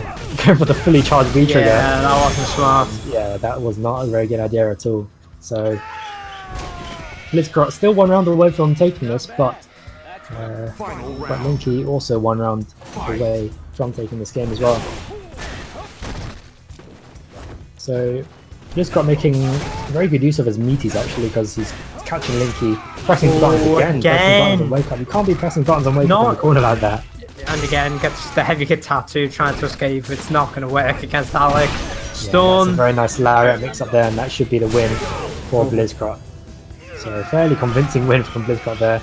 Just too much unsafe play from Linky actually. Yeah. I think. Getting yourself punished too much, throwing away too many rounds. You cannot press buttons in the corner. If you think he's going to command grab, just neutral jump. Yeah, just neutral jump up, and I don't know if it was matchup inexperience or something, or just nerves or whatever. But there was a lot of unsafe play there, and you can see the results there, getting punished pretty much every single time. He does get into losers. So Linky rather, going into losers. Blizzcraft progressing through the winners bracket. And Linky will go down to face Alison's body. Meanwhile, you, however, will face the loser rather, of RXP and Air Moons. Don't know how much you fancy this matchup. I'd like Air Moons to win. I'd rather play RXP because he's a known factor. I know he plays Laura, and I've beaten him. Air Moons, I have no idea. I don't know. Could go either way. You'd always rather play the guy you've beaten once. Yeah, absolutely. I think both of them fairly dangerous, but Air Moons, I think here should be interested to see if RXP can basically open up Air Moons, because they do sit back on the defense a lot. To be honest, I don't even know how much I like this matchup for Mika, so I feel like it's only going to be worse for Laura, to be honest. I don't know. I don't know the birdie matchup that well. I don't think anyone does, to be honest. But so if we go to the bracket here, it's RXP versus Moose. And I think Moons just needs to make his way into the bracket here, into the lobby rather. Yeah. But that will be the next game in this top six, I guess. Yeah, top 6.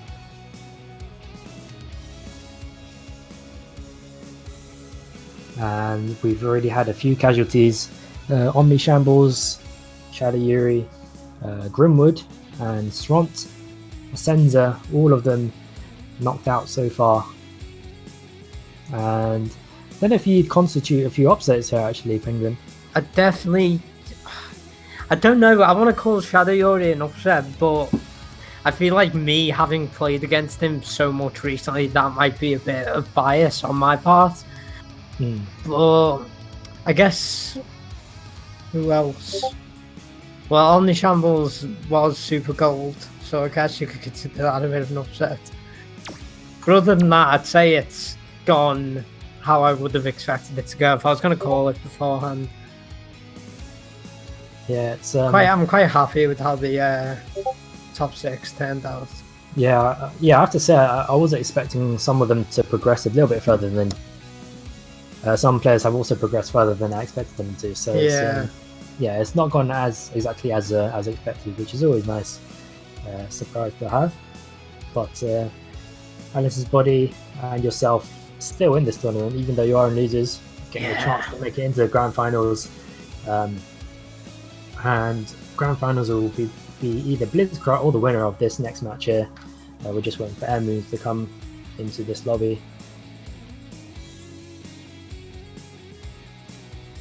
But that was a very solid performance from Blizzcrank actually against Linky. Do you know what I'm disappointed by now though? I can't get the run back against Alison's body in grand finals, which is what I really wanted. Well, you could be in losers round 4. It's not the same. It's only a best of 3. Loser semis. But I don't know who's going to play into me. I think he'll play as Karen. Well, first you have to worry about your next match against. I have to get there first, but I'm speculating. Saying that though, I think Linky might give him a run for his money as well. I don't know how much he likes the Ken matchup. Yeah, it's it should be an interesting one because Linky is fairly unsafe and unpredictable, so anything can happen. But Air Moons finally made their way into the lobby, and they will be facing off against RXP. RXP with their Laura, of course, and Air Moons with that birdie, who did manage to beat Alison's body to knock them down into losers. Let's do this. So RXP hasn't had too much of an issue so far actually throughout this tournament, because they were up against Senza, but Senza pretty much hung himself on RXP last time with a Yeah. lot of unsafe play. So we can see how RXP deals with Air Moons, who has been consistently solid actually, just winning their own tournament a few weeks back, and then coming back from 1 down against Alice's Body to bring it back and progress through the winners bracket. So it should be interesting to see how these two face off.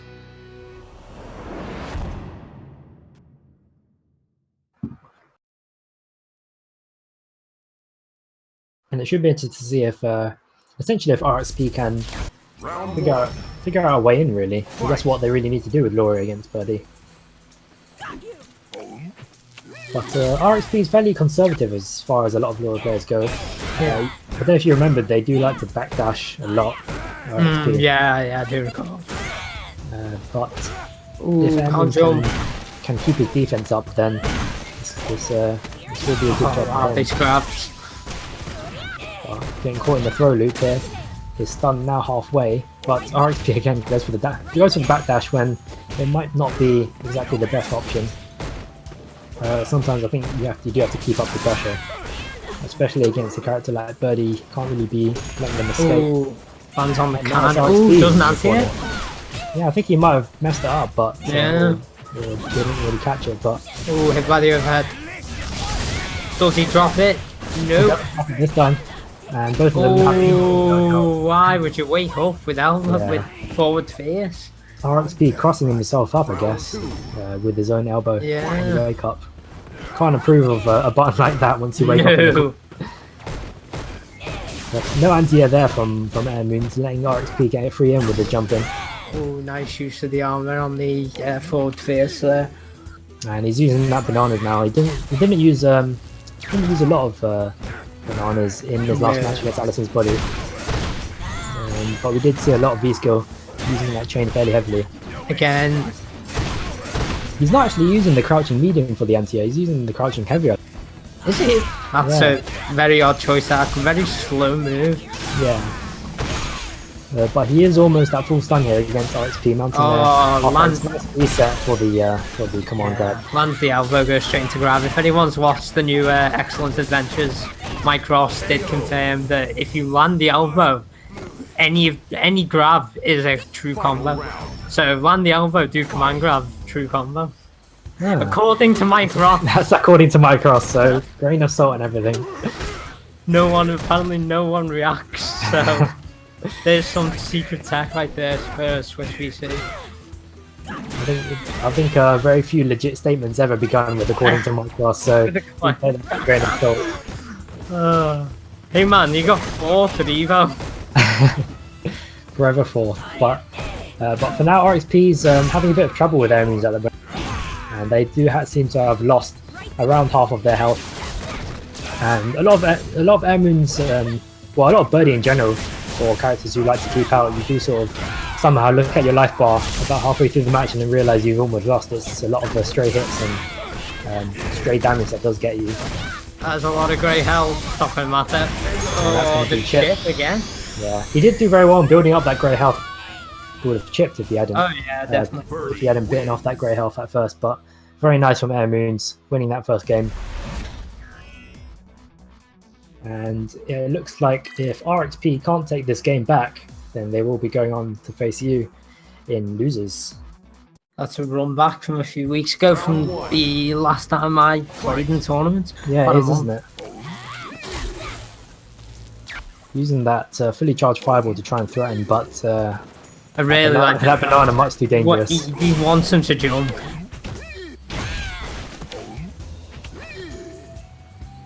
Yeah, it's not exactly. Oh, he is allowing him to jump though. He should really be watching out for those if you're throwing out banana.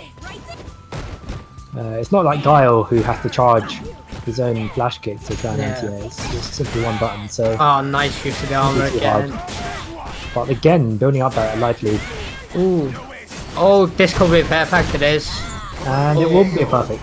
So nice offense, actually, a good string of offense from Air Moons. And RXP just stuck in the corner. Yeah, that was not even really crazy. It was just hit after hit after hit. Yeah, they just were getting caught by all the wrong things. Oh, nice cross counter though. Doesn't convert. Nice anti-air there, and does jump out. His anti-air does catch a lot of cross-ups, but his own cross-up is also extremely good with the hitbox. Yeah, that was a nice V reversal as well, just completely cancels out the EX. And RXP does have V-trigger here, so they can get a good reset and get air moves. Oh my god! The quadruple overhead here. That is so disrespect. And he could have woken up with the super there to get the chip. Yeah, he can still. Oh no, just goes for And it. he chooses to go for it anyway because That is just the most disrespectful birdie I've ever seen. I don't mind because he had such a large life lead that, that he could afford an unsafe move or two. I don't even blame him, to be honest. If it hit 3 times, why not do it the 4th? Yeah, that was complete disrespect from Air Means to throw the quadruple overhead in the corner. To be fair, about 2 or 3 of those did actually manage to hit, so fair play. And that will be Air Moons progressing through. I did say you can't overlook Air Moons, and he is playing very solidly here to make it through to winners finals.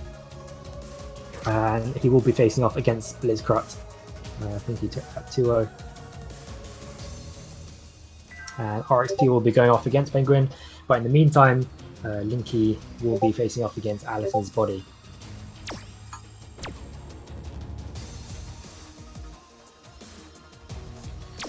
So yeah, like I said before that set actually began, I said RXP is going to need to find a way in, and he couldn't really figure out a way in.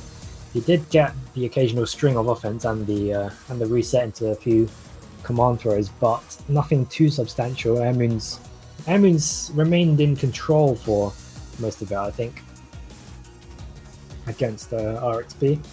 RXP now knocked down into losers to join Penguin, Alice's Body, and Linky, the latter of whom will be playing in this last,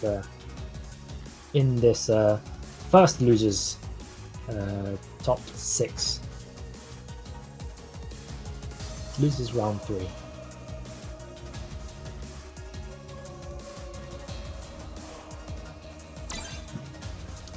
So losers round 3 on the way here, as Alison's Body will be preparing to fight Linky. I would suspect that Alison's Body will be choosing their Ibuki for this, but I wouldn't rule out any other character changes. Does he pull out the Kami? I hope not. Remember, there is a rule that you can switch characters if you do lose your first game. So if they do feel they're not doing too well with any of their characters, they can switch. Well, what does he? Have you ever played him as your Ken? What does he play into that? No, I've not brought out my Ken in a long time. My Ken is very basic, so I would use that as any sort of gauge for how this is going to go. Well, you jump and you can hit target combos, and that's Ken. That's pretty much it, yeah. But you don't DP. That's the extent of what I do. Yeah, you don't DP though, so it's not the same. No, I don't. It's not a real Ken. If you don't DP, you're just a fraud. The only time I use DPs is after the Tatsus. Yeah. Anyway, he goes with the Ibuki. It's probably the smartest choice. Yeah, I can see Alice's Body potentially getting flustered if he does get caught by a lot of the randomness. Yeah. Of the Tatsus and the DPs that have come out. You've seen earlier in this tournament. Oh, does not catch the dash. Yeah, everyone falling for that command dash so far. Even Air Moons is falling for. Yeah, if Linky gets onto that command dash, that could turn out really bad for Alice's Body if he just does a back strong as he finishes the command dash. Yeah, that was a very nice read on the jump there. And, uses spends all of the kunai and doesn't get the kill. Gets one back. Yeah, it does get enough space. It does manage to kill them with the kunai. You just knew that was going to happen once he reloaded. I was thinking that he could throw a fireball and it'll bounce off the. Yeah. Linky just getting caught with the stray kunai. Alison's Body winning that in very good time. But Linky making use of those run counters, but Alison's Body, I think one run too much and there will be a full crush counter here. Oh, and there's stun. And that will be a stun. And Linky again, too much unsafe play. Spending all of the kunai again, but no, don't seem to be worried about it as another GP comes out. And I think he screwed up his follow-up because there was an air normal there. But what's your opinion on spending all the kunai? Because I don't think it's. Yeah, I don't approve too much because I don't think the damage increase isn't anywhere near enough to make it Yeah. worth it. And if you're getting Ken on that low life, chances are they will have V-Trigger stock. Yeah. They can come back with a lot of damage. EX Kunai and just regular Kunai is such a useful tool for Ibuki. Round 1. Especially in that last sequence, there was no way that spending all your Kunai was going to get the kill there. Yeah. Understandable if it's going to kill, but nah. Yeah, absolutely. But for now, Alice's Body 1 game up against Linky, took both of those rounds in a very quick time, and I suspect that the following rounds will still be fairly quick because two offensive characters and players going off against each other. I expect these rounds will be finished fairly quickly, but they decided to go a bit more neutral heavy this round actually, trying to play a bit of footsies against each other. And going for the bomb setup and the cross up and bomb. He doesn't get the follow up from that last bomb, but that does do enough damage to bring him fairly close to stun. And on very low life, both of them fairly even at around 15-20%. But this should be a stun for Alice's Body, and that will be down for Alice's Body. One more round and they can progress through losers bracket. And Linky has one more round to bring it back and stop themselves from being knocked out entirely from this tournament. But they do have the full super stocked here at the beginning of the round, so I can see them using either of that to get dive kick or any confirms into super. And he's really not catching those dashes actually. Yeah, I've seen him catch a lot. And both of them now on super. Alice's Body just one hit away from stun. I think I saw Linky was. I think they were just too scared to throw a DP at that point. Again, no, one hit away from stun, he wakes up with a button. Yeah, it's just too much waking up with stuff. Yeah. Blocking is always an option at that point. Especially with that much stun, take the hit and then V reversal.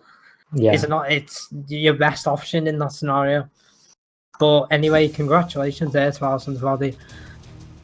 Yeah, taking both of those around pretty convincingly and pretty quickly actually. Yeah.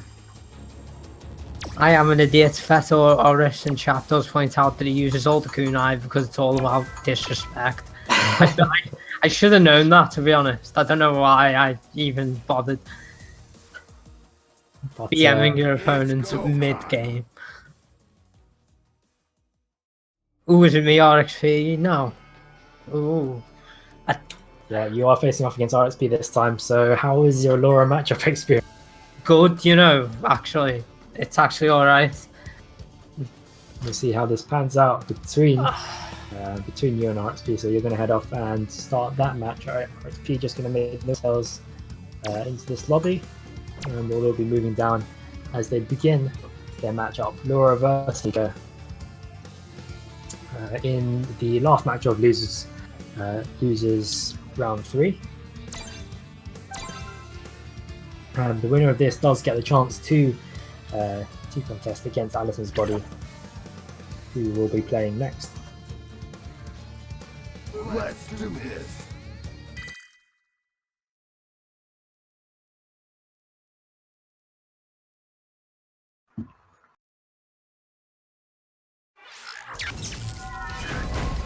So it should be interesting here how they actually handle neutral actually, because it's essentially who can get the first hit into some sort of mix-up that could determine the outcome of a lot of these rounds. Although RXP probably, I'd say, the more conservative of the two. I can see Penguin going into offense a bit more in these rounds. And RXP choosing not to block after that charge drop hit. That charge drop hit can be a mix-up, and he does get him in the throw loop here. Will there be another throw? There won't be another throw. And RXP does have a slight reprieve here, as he is allowed to drop his stun down to almost nothing. That won't matter much for him though, because they should get the kill, as he is caught by the clap into the standard Nika combo. Round 2. And Penguin does win that fairly convincingly. RXP spending a lot of that round in the corner actually, so it should be interesting to see if they decide to up their offense a little bit this time round.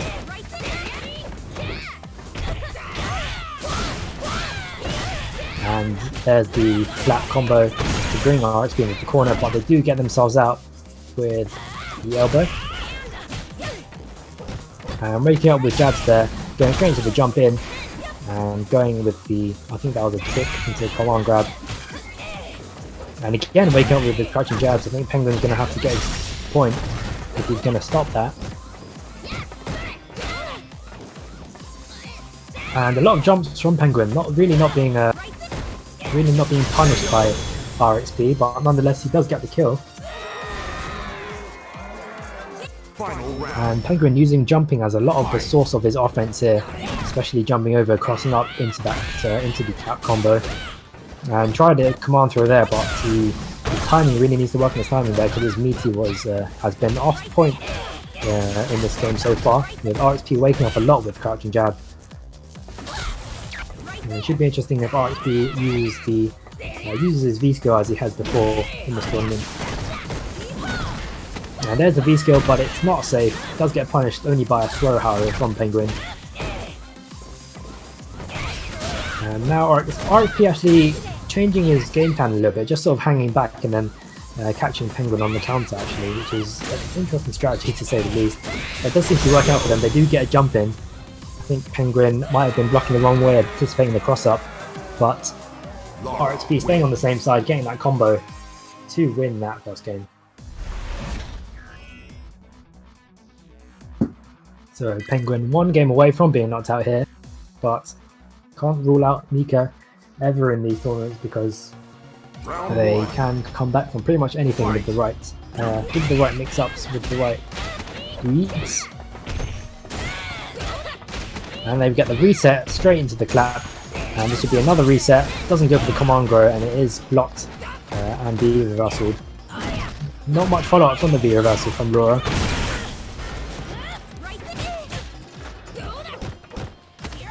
And it takes the throw into the command grab and goes straight into the elbow from RXP. And both of them hanging back a little bit more now, with both of them fairly even on around 40% life each. But Penguin does catch him with that clap combo, and they're on the corner now, so it should be interesting to see if they have that V trigger set up. RXP very wise to V reversal after that V trigger, but that doesn't help him much as he is thrown to get one round ahead from Penguin against RXP. So Penguin 1 round away from bringing it back to 1-1. RXP with 2 rounds to win. But he is pressing the issue. He does have Penguin in the corner, but does reset the positions. Mika, of course, dangerous as usual in the corner, but they are resetting each other fairly often with throws and jump overs. And didn't quite read that jump. I think he was going to try and go for an air to air, but didn't quite work out. But both of them now in mid-screen, as RXP is going to be pressing the issue here. Gets the reset into the command grab and does take a round back, so he is 1 round away from knocking out Penguin. Penguin with 1 round left to bring it back to 1 game apiece. And both of them now going to be really keen to get this round fairly evenly contested round so far. Evenly contested set so far, in fact. And Penguin here sitting on full super, and he can use that at any point if he does get confirmed to it. Try and charge up that dropkick, but it's just too close, and RXP using that that standing heavy kick to get the cross counter. And using that fireball to make his approach a bit safer, making use of that EX fireball to bring on against Penguin, who is just forced to block here, and he is brought very easily into the corner. RXP was just 1 hit away, 1 or 2 hits away from getting that super, and he does get he tries to get his microphone out for some reason, does get easily punished by RXP. So I'm not sure if that was an execution error. No, that was a game. That was a set of execution errors. I'm not even mad. That was, well, I am. I'm mad at myself because that was really, really bad. I wouldn't even mind. I'd made any execution errors in the tournament up to that game. Fuck. Yeah, that was a misinput there. That was a shitty way to leave the tournament. And that does cost Penguin the round as RXP moves on. I think that was 2-0, was it? Yeah. Yeah, that was 2-0. And they will be the one facing off against Alice's Body, who is up next. So these are losers semis. and then we'll be going into winners finals to determine who the first participant will be in grand finals. So Alice's Body, who just won fairly convincingly against Linky, actually, should be interested to see how they do against RXP.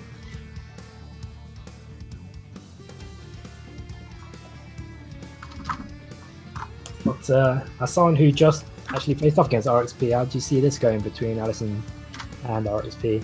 If Alison was watching that, he needs to stop. RXP, anyway, if I had carried on in that game, he needs to stop wake up jab. Laura's not a 3-frame jab as far as I'm aware. I'm not crazy, am I? I'm not sure actually about that. Let me check. Chat, tell us, does Laura have a 3-frame move? Because he kept waking up with light jab over, well, not over and over again. Yeah, you weren't meeting or timing your they were with a lot of those. I don't think Alison's gonna have his meaty timing's not gonna be as off as mine was. It's a 4-frame. It's a 4-frame that crouching jab. So she does not have she doesn't have a crouching 4-frame jab actually, but the one that she was using was 4 frames. Right.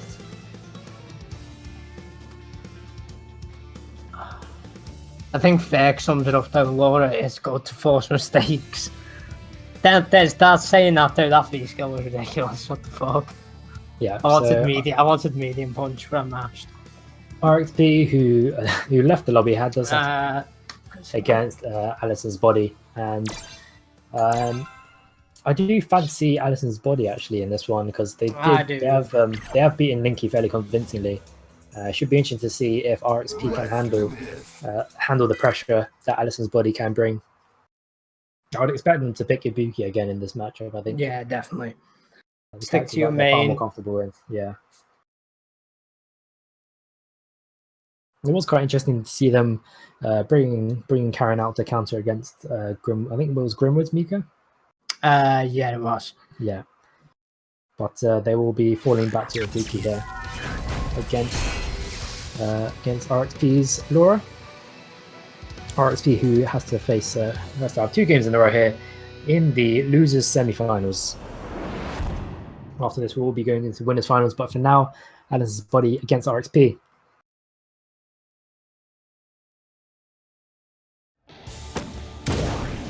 Round 1. Fight. So I'd expect Alison's Body to get a number of jumping kunais actually, but it seems RXP is the one who's actually moved forward. Yeah, they are the ones moving back while Alison's Body goes forward, but it seems they are really keen to press the issue here. I don't know where Body. And both of them have to sit back in neutral. Alison's Body making liberal use of the V skill again, a very useful tool for Ibuki in neutral. And RXP just really trying to charge their way in actually with those dashes, but getting stuffed out by Alison's Body a lot. Alison's Body now making very liberal use of their kunai after their stop, and with only 2 kunai left, they will have to try and close out the round before they run out. They are sitting on full super and full feature now with Alison's Body, but that is unfortunate for Alison's Body, who does get caught with a command grab, no chance to use their bomb set up there. Round 2. Fight. But they are sitting on full super, so plenty of resources for Alison's Body there. And just sitting back in the neutral, but RXP fishing for that crush counter with the standing heavy.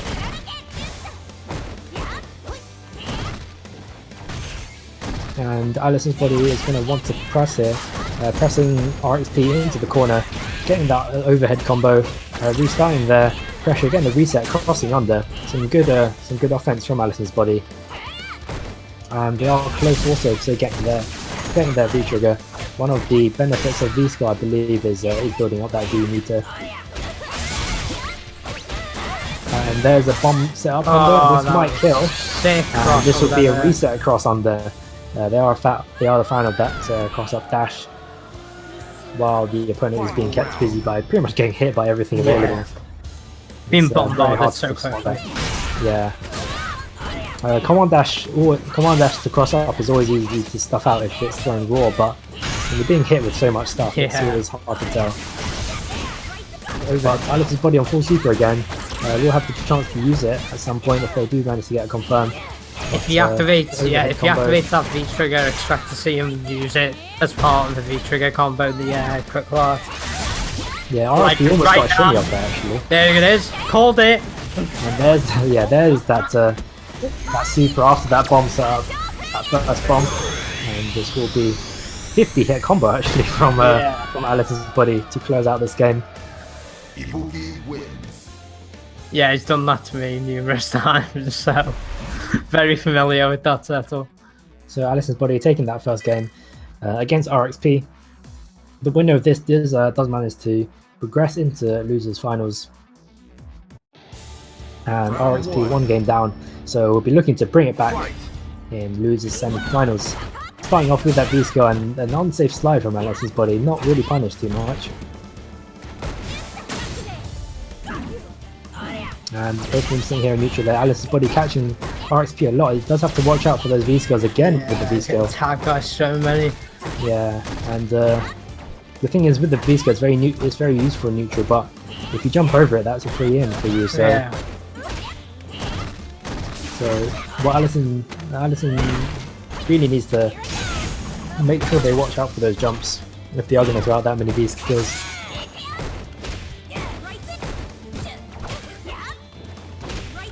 And now Alice's body jumping in here. Not really seen too many kunais so far to get some pressure from Alice's body. RXP with a fairly relentless offense now. Going with the dashing and command grab. Landed quite a few. And threw him through the cross-up attempt. Very nice from RXP to get that throw through the cross-up dash. Yeah, he can also throw those cross-ups, guys. Not... You can punish them. Very risky to do. Swiss, PC or RXP definitely having an easier time punishing those command dashes than Linky was. That was a nice shimmy from RXP, and that does get the stun. That would be perfect. For RXP, bringing back. What a turnaround! Bringing back that game. Nice, perfect tandem. Yeah, what really struck out to me in that round was that shimmy. I think Alice's body might have woken up with a jab or something, some sort of button, but RXP catching it with the cross counter kick, and it did get them the stun, which finished off that match in good fashion for them. Round 1. And now with 1 game apiece, RXP having just perfected Alex's body, they'll be going at it for 1 more game, and this will determine who gets knocked out and who gets the first place in the losers finals. So RXP again with the dash and the command grab, very dangerous. A lot of Laura players like to use that command dash and grab. Wow. Oh no! That's no full punish. That could have been the round for RXP. Another DP from Alice's body, using too much of those unsafe wake ups. I wouldn't even mind. He so rarely wakes up DP to do 2 in a row and have them both win. So Alice's body with some very unsafe play there to basically throw away that round against RXP. RXP actually didn't manage to get any sort of full punish against that first one, but that second one, they were completely ready there. Really does like just poking away with that roundhouse again, just fishing for the crush counter, but it can't seem to convert any damage afterwards. So I think RXP is going to be fairly comfortable here actually, because it's got Alice's body in a very, very dangerous position. RXP with an extremely sizable life lead. Oh, that could have been it. Yeah, that could have been, but just 1 more hit from RXP will get this set against Alison's body, and they're going to be pressing. I think Alison's body, they were dashing in, and they did get that elbow off. I was expecting them to command grab there, but they did just have to press a button in that part. Yeah, I think I'd definitely consider that one an upset anyway. I did not expect I would as well. Out there. RXP doing very well to progress through this tournament. Yeah, let's progress through to losers finals in this bracket actually. Let's look at those brackets. Backstein Coing chat, how are all these roundhouses hitting? I'm seeing RXP's crush counter fishing there. Yeah. But that will be a 2-1 win for RXP.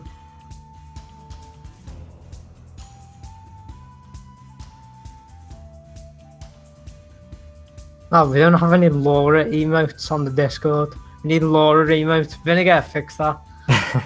I don't like Laura, but now one would be fitting for this moment. You know what I mean? Yeah, it definitely would. But that was some solid neutral play actually, surprisingly enough, from Laura, from RXP's Laura, making use of that fishing for that craft counter. We don't. The roundhouse. We don't have a Laura emote, so I'll just post Ken face. Why not? There we go. Ken face. God, that is disturbing. But we'll be moving into winners finals now, with Alison's body having been knocked out by RXP, and RXP making it through to losers finals. But for now, Blizzcrot and Air Moons will be making their way into the lobby, and the loser of this does have to face off against RXP to make it back into grand finals if they can.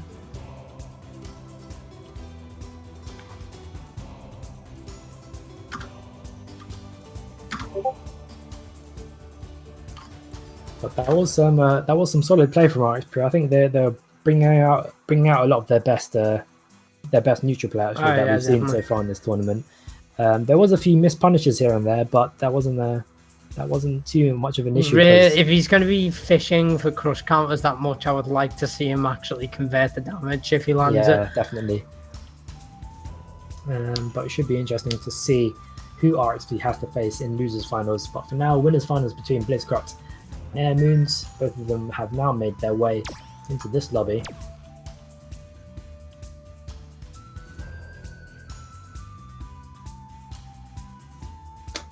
And this is Alex versus Birdie matchup actually. It should be interesting to see how these two face off.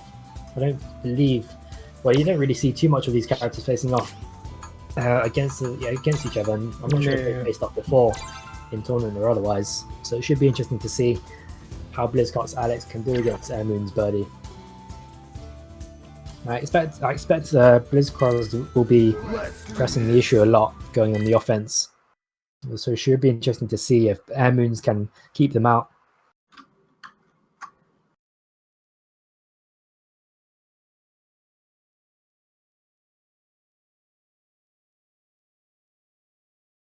What's that?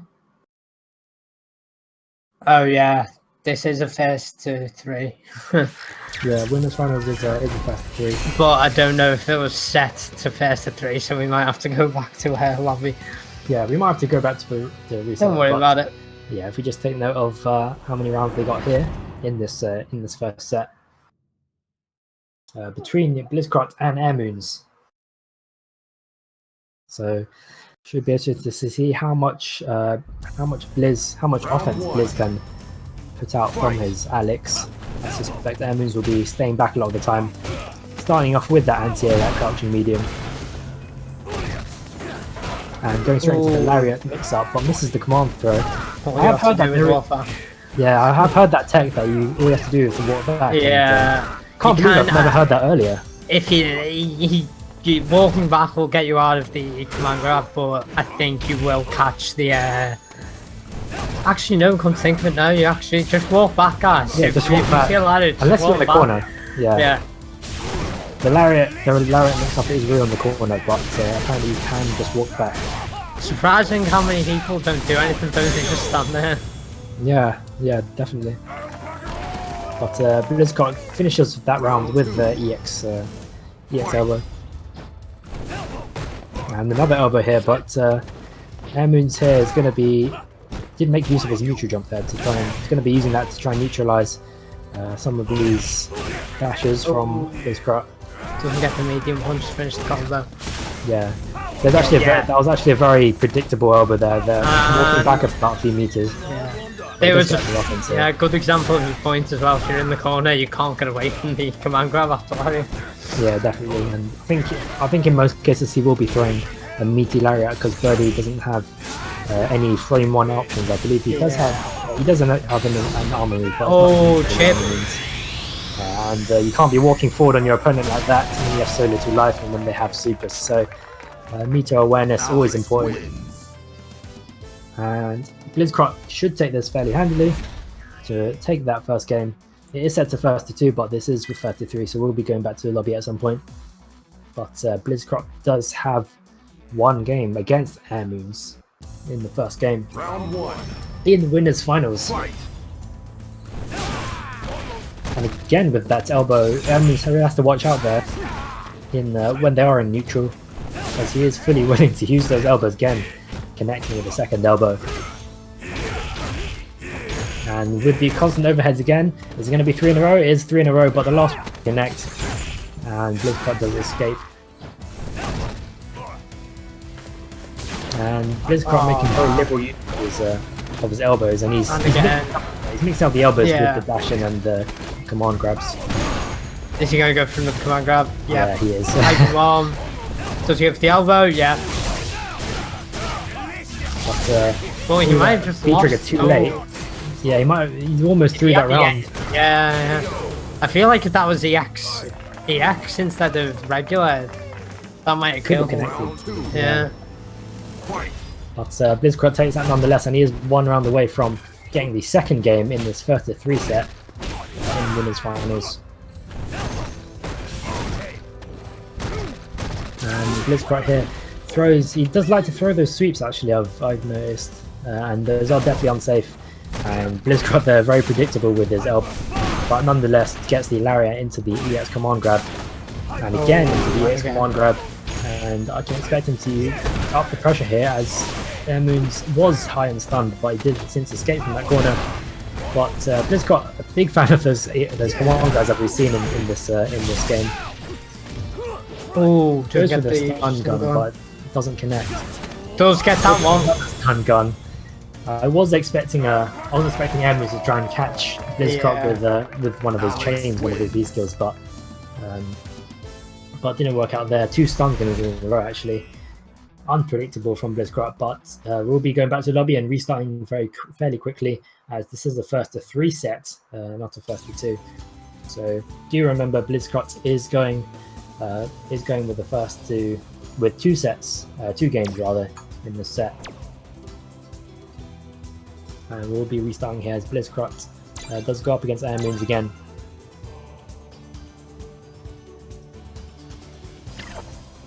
So do remember Blizzcott up 2-0 against Air Moons in these winners finals. The winner of this with the opportunity to make it into the grand finals of this grand finale, the finale of champs. This is 12 weeks worth of tournaments here. Every champion making their way into this tournament to determine who is the season champion. And these are the EU beginners and intermediates champions finals, as Blizzcott will resume his set against Air Moons. Remember, he does have those 2 games up against Air Moons 0. So it should be interesting to see if Blizzcott can keep up his offense. He is very liberal with those elbows, isn't he? And Air Moons just needs to figure out how to keep Blizzcott out actually. Ooh, doesn't go for the command grab after the lariat this time. And tries to reset with the command grab after the air-to-air neutral jump by Blizzcott. He does get him in the corner. Goes for it that time. Expecting to see a lot of command grabs at this point. Yeah. And this input from Blizzcott, he does manage to get the stun there. This should be killed. Oh no, not quite. They're dealing with a lot of health. And wisely uses free rush to get himself out. Ooh. Wow. And he was trying to catch that knee, but just about too far. Round 2. And that did cost him the round. So Blizzcott now 1 round away from getting 3 games against Air Moons, which will be the set. So Air Moons with a steep hill to climb there, as he has to win 3 without losing another game. But he seems like he's in trouble in this one. I feel like Air Moons should know by now if that lariat happens in the corner, you can almost guarantee that there we go, the V reverse off the lariat. Coming. So Air Moons have plenty of V meter here, and going to use it for V reverses off those lariats. Oh wow, just waste 2 bars. Just using up all of his meter to try and catch the elbow, I'm thinking. Oh no. Mistimes that horribly. Isn't punished though. Saying that though, stun. And he gets at the stun, and he should be able to get the kill off this if he doesn't flop his execution. And this will be the round for Air Moons. Nice combo there. Saying from that, Airmoons. I'm so sad he wasted those 2 bars, because if he kept them, he would have been sitting on Yeah. super at this point. But Blizzcrot, I think if Airmoons can, all Airmoons could do is just lay out a banana if he has the time, and stop the elbow from Blizzcrot. There we see the banana, just on cue. And now throwing out a lot of his ground options against Blizzcrot to stop those elbows, and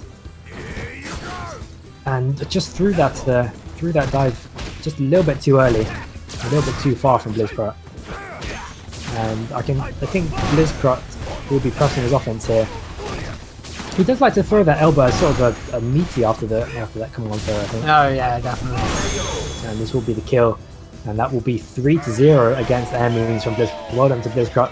Manages to progress into grand finals of this champ season finale, and Airmoons will be making it back down against RXP in losers finals for his chance to make it back, get the run back against Blizzcrot in the grand finals. So we will be moving on to the losers finals in this bracket, which is we are going first to 3 from now on in this bracket now. So we're almost there. We're almost at grand finals of this season, actually. Grand finals of the season. Ooh. And first we will need to go to RXP and Airmoons. So Blizzcrot taking that fairly convincingly with a 3-0 win, and with that I believe he's probably the favourite for this. Yeah, definitely. Taking that 3-0. It's So go time.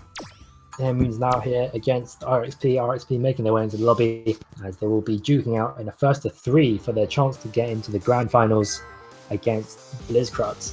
They will have to reset the bracket if they do get into grand finals. So let's see how this pans out between RXP's Laura and Airmoon's Birdie.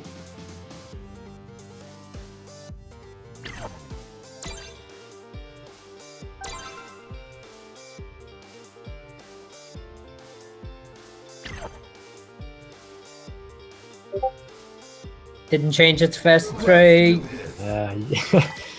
Alice's body got changed to first to 3, but we will simply just take a mental note of the wins here before we have to reset the lobby again. But here in losers finals, Airmoons and RXP facing off.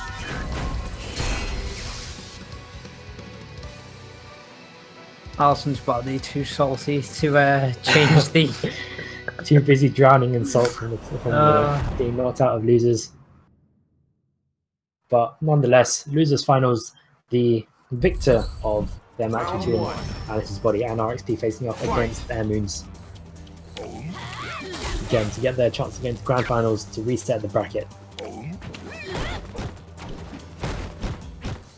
And then an immediate cross up from Airmoons, and using that crouching heavy, which is an odd choice.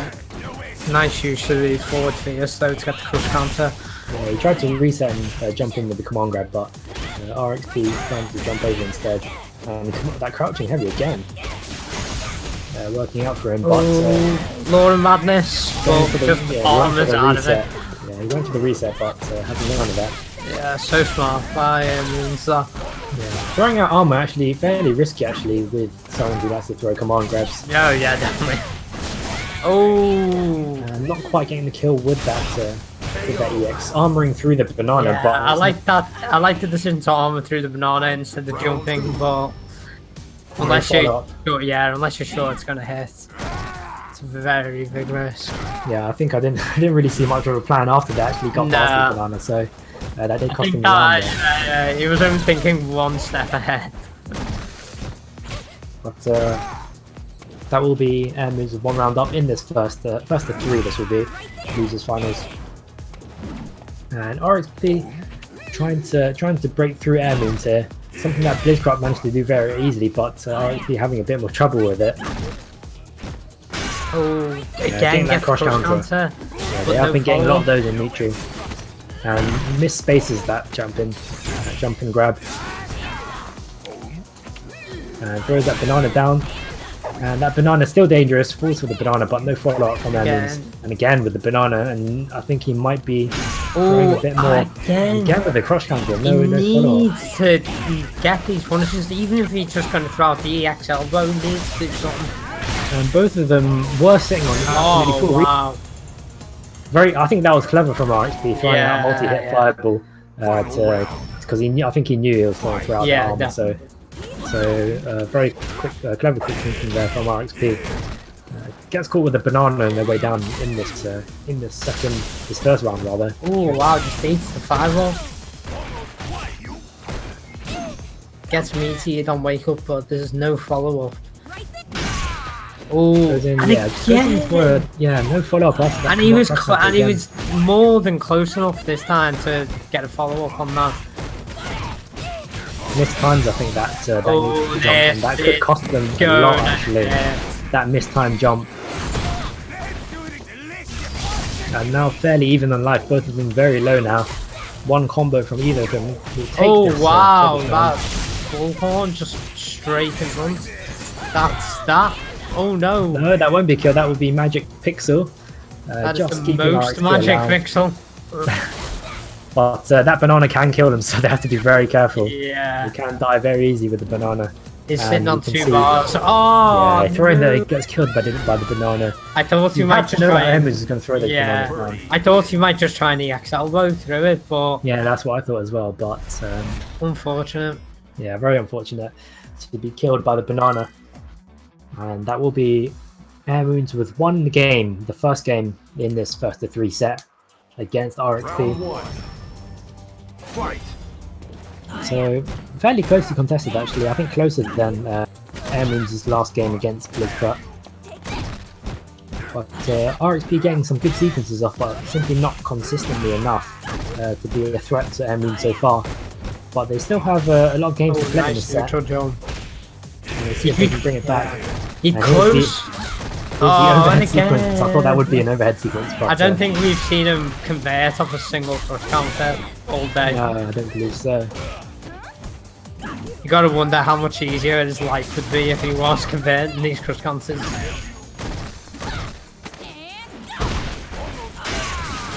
Oh, does get that off. Yeah, I thought he was going to command grab off that reset, but I didn't get it. He is on grey life though, and on that Magic Pixel does get killed by the low kick. So RXP with the chance to get 1 round back against Air Moons in this first of 3. He's going for that dive now, just to try and catch RXP out in neutral. And that will be. He did try and he tried to get follow up with that banana, but that's what I would have done as well, to be honest. And another command grab there. RXP getting a good sequence of pressure, and another command grab. Got lured well. This should be a kill. This should be a kill. Oh, he drops it again. Yeah, he drops it. And that could cost them, but it doesn't because RXP does manage to catch the jump in of Air Moons. That does take it 1 apiece in this first of 3 set. So RXP bringing it back actually. Getting away with murder in some of these games though. Yeah, RXP needs to remain consistent here because they're dropping a fair bit. Yeah.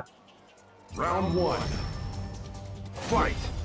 So the third game between Air Moons and RXP. Oh, nice. Does get cross counter, but that's a happy trade for them. As they do get a lot more damage down. And here's the command grab sequence. And another is a dash in. Do we have another elbow? Yeah, I think he was trying to go for the elbow meaty, but I think Air Moon choosing not Quick Rise. Nice. And that would be a stun for RXP, and we should finish off the round with the Bible. And the follow-up roundhouse for good measure. So taking that first round in this third game. And RXP with a chance to go ahead here for the first time in their set. Both 1 apiece, but Air Moon's doing a good job of keeping RXP out so far. But now RXP with a chance to get that command ring mix-up, goes for the sweep instead. And trying to go with some fireball pressure, but I think Air Moons has discovered his jab. And Air Moons throwing that at banana to just try and keep Air Moons out. And there's the command grab from Air Moons, and having a sizable life lead here. The anti-air into the banana.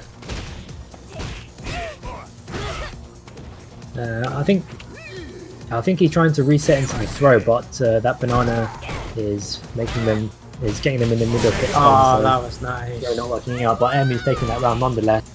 RXP couldn't find a way in that round, so both of them sitting on full super here, both with the chance to use an awful lot of resource to get an awful lot of damage in the last round of the third game in this first of 3 sets. And does get caught by that dive after blocking that can, wasn't expecting that. That dive, of course, very useful to use sparingly if the opponent is not expecting it. But jumping in and trying to go for the command grab, but RXP... Ooh, once again. Yeah, it does get neutral jump and punish. And cross counter again doesn't follow up. RXP having a really just good time of avoiding these command grabs, reading it really well. Yeah, and Air Moon's happy to sit that. Oh, that's what I wanted to see. Yeah, gets caught eating by that quick elbow, EX elbow of Laura. And that's a cross up, and that's a drop by RXP. Getting punished nice with these drops. Oh, will be quite an important drop for them. And again he drops. And again, miss spaces that elbow after the jumping. Oh, that's... Oh my god. And doesn't get the... I was expecting him to come, so doesn't get it. Yeah, I think you can just DXL though, straight after that. Oh, that's that. And that will be very disappointing. Wow. That was great reaction times there to shoot with that overhead. Well, they really did throw away the round there. I think that was a calamity of errors at the end there. Yeah, so both of them had chances to close it. Quite disappointed with how they lost that round, but Air Moons does have 2-1 here. This is a first of 3 sets, so we'll be restarting fairly quickly. But Air Moons with 2-1, so just one more game for him to win for the chance to get his run back in the grand finals.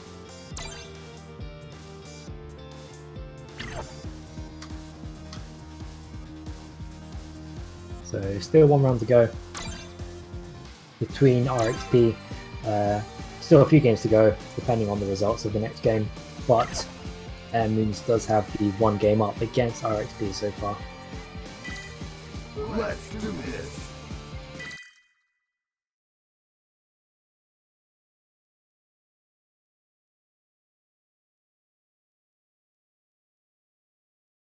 So we're on losers finals here. We're actually almost at 50 viewers actually. Woo! Sponsor me! Pay us! Starting to get that Twitch money, but yeah. Air Moons here now restarting this set between RXP. Do remember that Air Moons does have 2 games up against RXP's 1. So Air Moons with 1 game left to win for his chance to get his run back against Blitzcrank in the grand finals.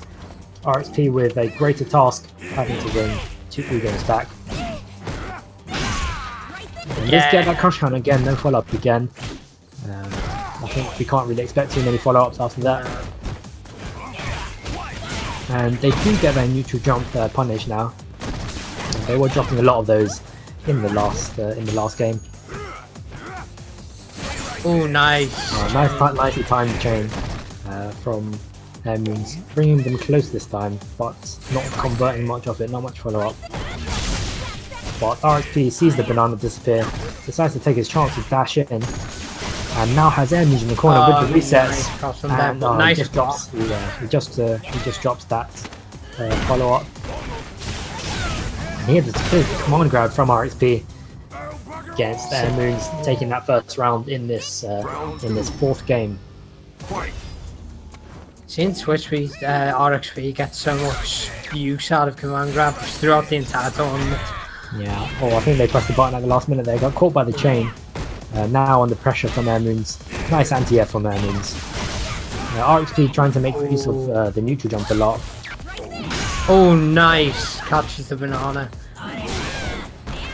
And Air Moons just getting ahead of this round. Nice chain against yeah, you can't be charging a fireball like that against Birdie. And he's now on full stupor, so it should be interesting to see if he uses it to finish the round or conserves for the next round. Nope, just But goes for he it. might have to use it Same because he's awfully side. low on life now. I wouldn't be surprised if he used it for chip actually. Oh no! But, a badly timed, Had to have known that was just going to drop him straight into Zamora. badly timed, and does get punished for it. So now 2 apiece. So this will be the last game between these two, and the winner of this does progress into grand finals against Blizzcrot. Round 1. Fight.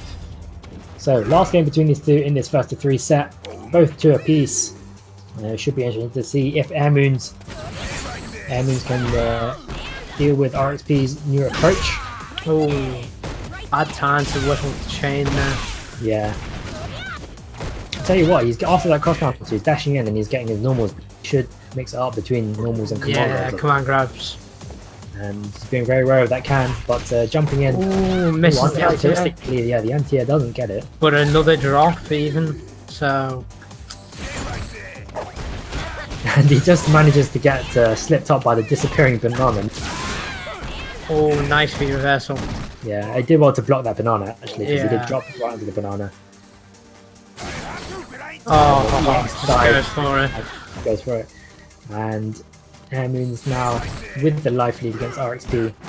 And he will be wanting to take this first round to get the advantage in this last game. In this first of Oh, 3. same side again. But doesn't get anything out of it, drops the combo. Makes it safe. And now he's in V-trigger mode. And Seeing RXP getting damage. caught with a lot of stuff. Oh, nice anti-air, but...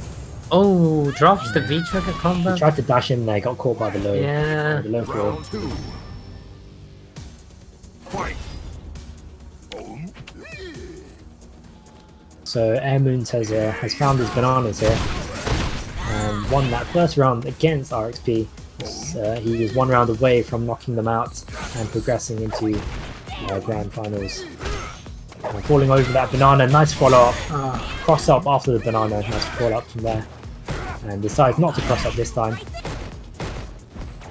But he does have a 50% life lead over RXP now, but RXP with the opportunity to get their setup up. But not too much life taken from Air Moons. I think he'll be fairly happy with that actually. Yeah. Oh, again with the armor. Smart. Yeah. Just decides to push through that fiber Yeah. with the chain. Do like it, even if it didn't connect.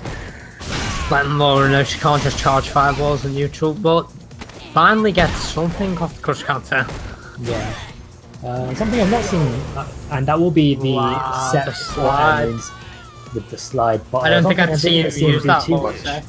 Something I didn't see him do too much is the command grab actually, which Brody can threaten with. Yeah, yeah. Especially when Laura's charging off like that. He did make very liberal use of the bananas, however, so Yeah. RXP not able to figure out how to get around that. So it will be Air Moons who moves on to grand finals and potentially get his opportunity to reset the bracket against Blizzcrot. So RXP knocked out, taking 3rd place. So they will be the one who wins the prize, 3rd place prize. They will win a Steam code for Warhammer 40k. But now we are finally here in the grand finals. If Alison's body can make sure they do change, this is the first of 3 now.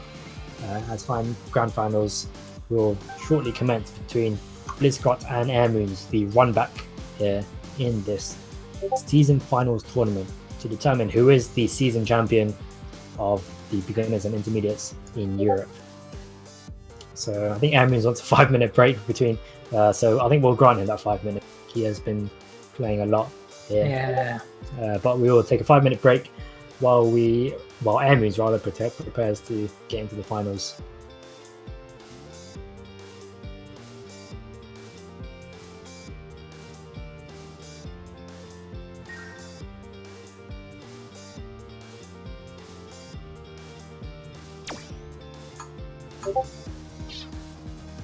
So quick break, but it's been a very good tournament actually. Some really good matches up until this point. I think, let me see, if I look back at the brackets, some of the highlights, I think. I'd say you weren't actually around for this one, but Linky and Shadiri, that was just a manic last few rounds. Ketten game, manic, never called it. RXP getting the upset, did very well to get the upset against Alice's Body actually, especially after Alice's Body won so convincingly against Linky in the previous round. But Blizzcrot definitely the favourite here after he did Moons down into losers, taking it 3-0 with Air Moons not even taking the game. So I think Blizzcrot the favourite so far, but can't write off Air Moons at all. He will be wanting to reset that bracket. He does need to win 6 games against Blizzcrot. Your prediction still might come true though. You did call Air Moons to take the tournament. I was thinking Air Moons was the. I've got to say, I'm favouring Blizzcrot in this one personally. Yeah, especially after that last game, it's it definitely favours Blizzcrot. Looked very just clean, really. Not seen him drop anything really. I think I've seen him drop about maybe one punish all day. Yeah, one thing that RXP was doing, they were dropping a lot. RXP. If they'd remained consistent, they could have actually. They could have potentially just taken that set really after a lot of missed damage, a lot of missed opportunities. Yeah, so really does need to probably spend just more time in the lab, just labbing out those punishes. Really. Yeah, definitely. But unfortunately for RXP, did have a valiant performance right at the end of losers finals, but not quite enough to overcome Air Moons. Air Moons now just mentally preparing for these grand finals against Blizzcrot. Whoever wins against this, they do both get first and second prizes, but they will be fighting for the chance to become season champion for the beginners and intermediates in Europe. So we are just waiting for Air Moons and Blizzcrot to get prepare for this last first of 3 sets. We are here, almost there, guys, in the grand finals.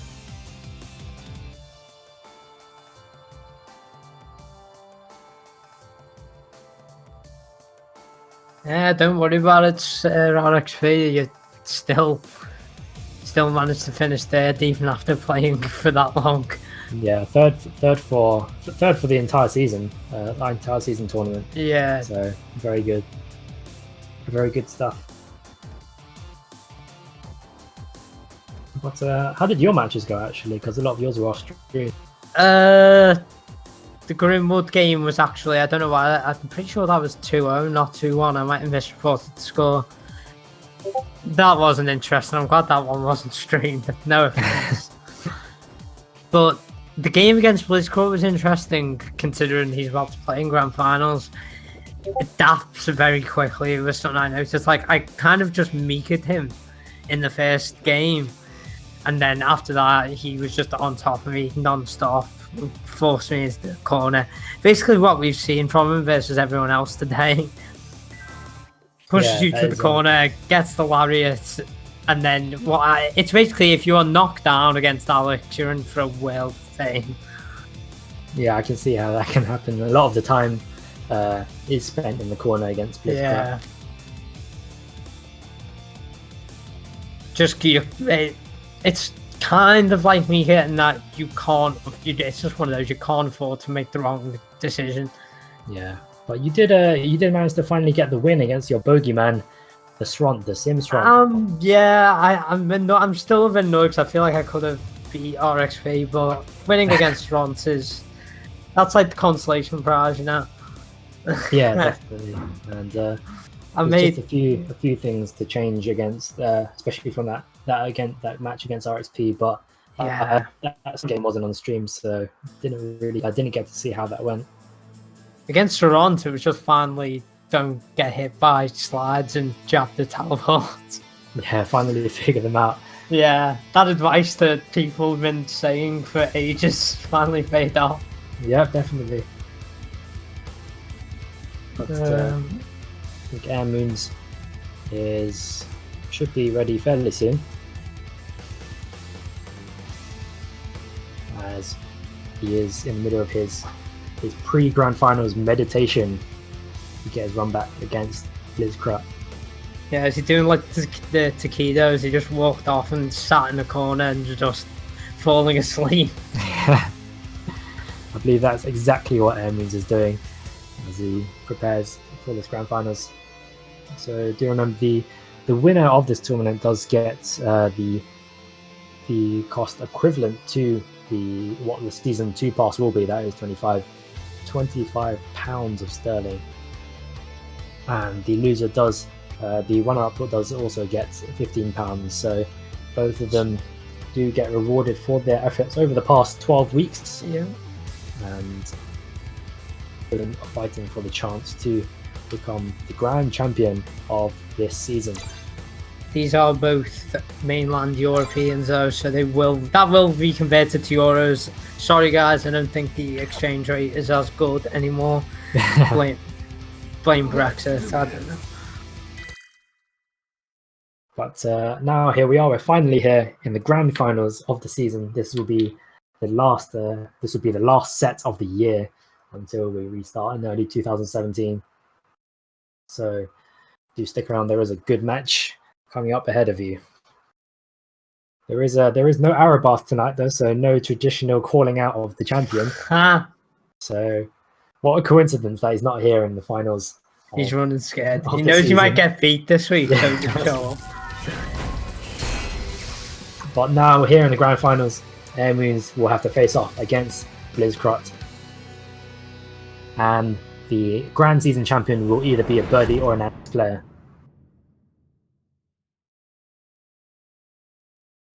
And here we go as they start off Round 1. in the Air Force Base.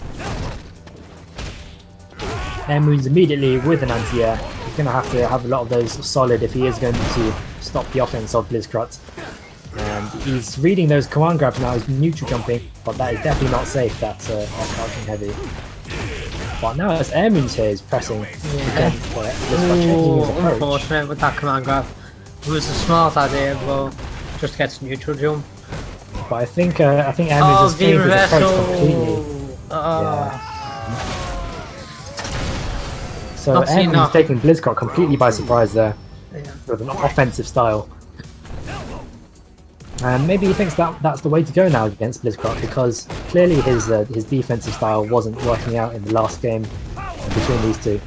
So maybe he's just adjusting his style. Oh, these lariat mix-ups the lariat mix-up catching him destroying people.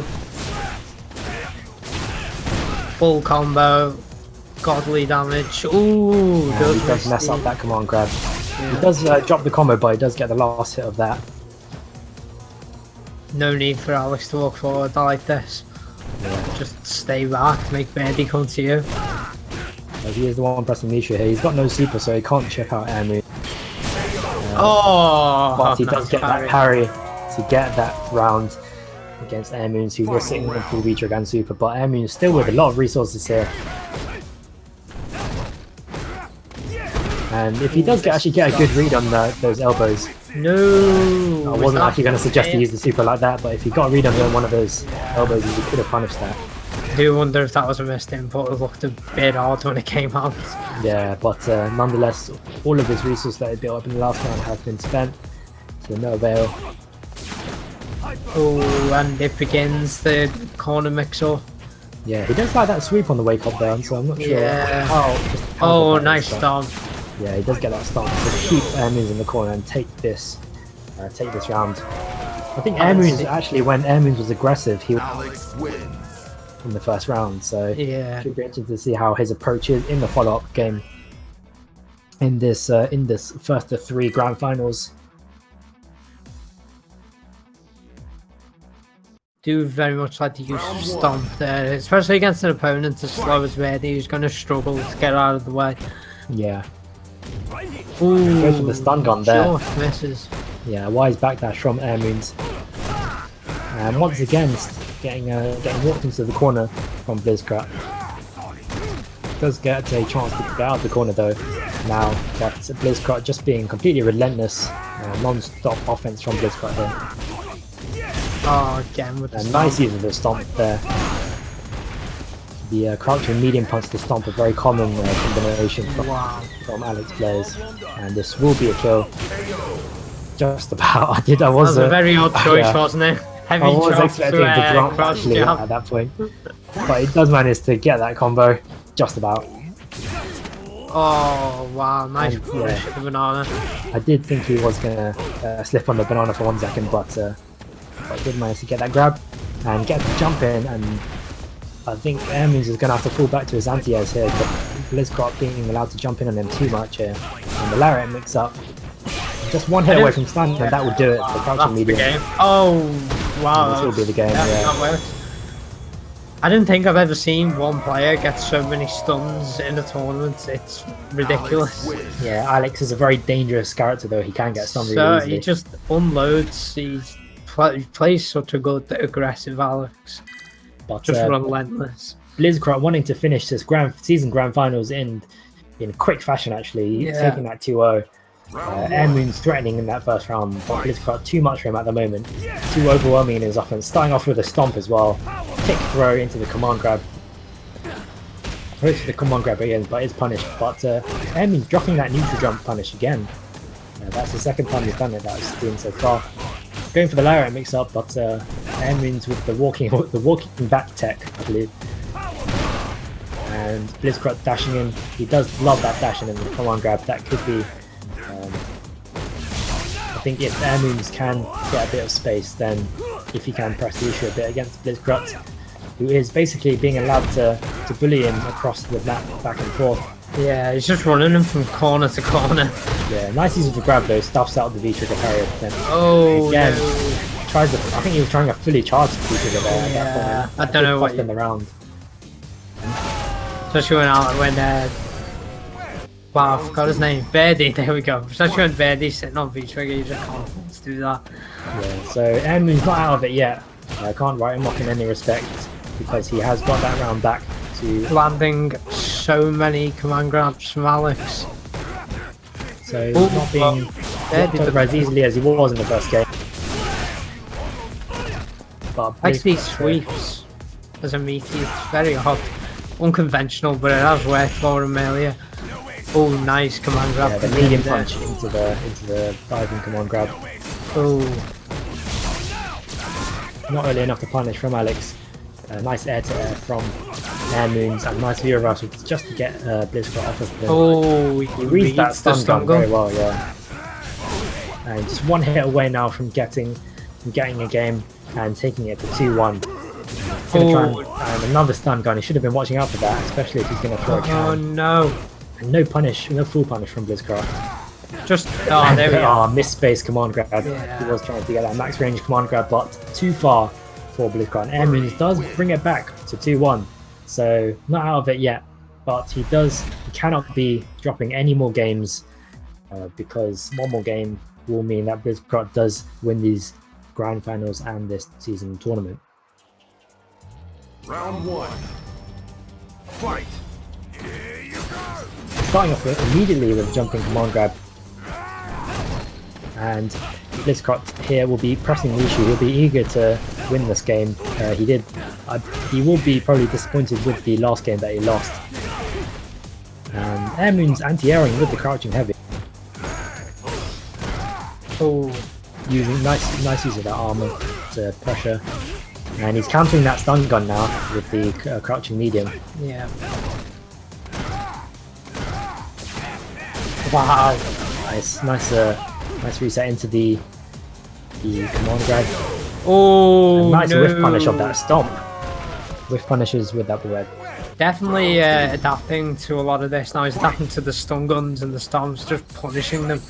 Yeah, something we saw in his performance against Alison's body as well. His ability to adjust his play. Yeah. And he's countering a lot of the stuff now. And I think he's expecting a lot of the stuff. He's definitely paying attention and reading a lot of Blizzcrot's tendencies. And we could see him take this to 2-2 actually if he does to win this round. But Blizzcrot not out of it yet. As he Again, does reset that right, position, he gets Airmoons in the corner, and Airmoons in a very precarious position here. Nice parry. Yeah, Gonna nice put him parry. back into the corner. Stomp on the wake up, Oh not punish. no, the wrong punish. And he armors through Alex's own V-trigger. Oh wow. He's and not again, reading that stun gun again, he could have punished. Oh, The wake up, that was a come nice on, grabs him on the sequence. wake up. So that was a good, good I sequence really, of offense there. really like the stun going into the stomp. Yeah, and but I think Airmoon's, if you can just anticipate the stun gun, using that crouching medium to counter it. Yeah. But Airmoon's anticipating the elbow at any time, throwing Oh, nice. don't see that one. I think he's expecting a lot of these to come out now from full Yeah. screen. So Oh, not this time. Does have him in the corner though, and he lands that power bomb. Oh no, probably not wise to go for another one straight after. yeah, Airmoon's is dropping that neutral jump punish again for a third or fourth time now that I've seen. So not capitalizing fully on these punishes, but getting Blizzcrot fairly close to stun. But it's going to allow him to step off now because he does have a large health advantage here. Nice Armor's really armor. nice armor.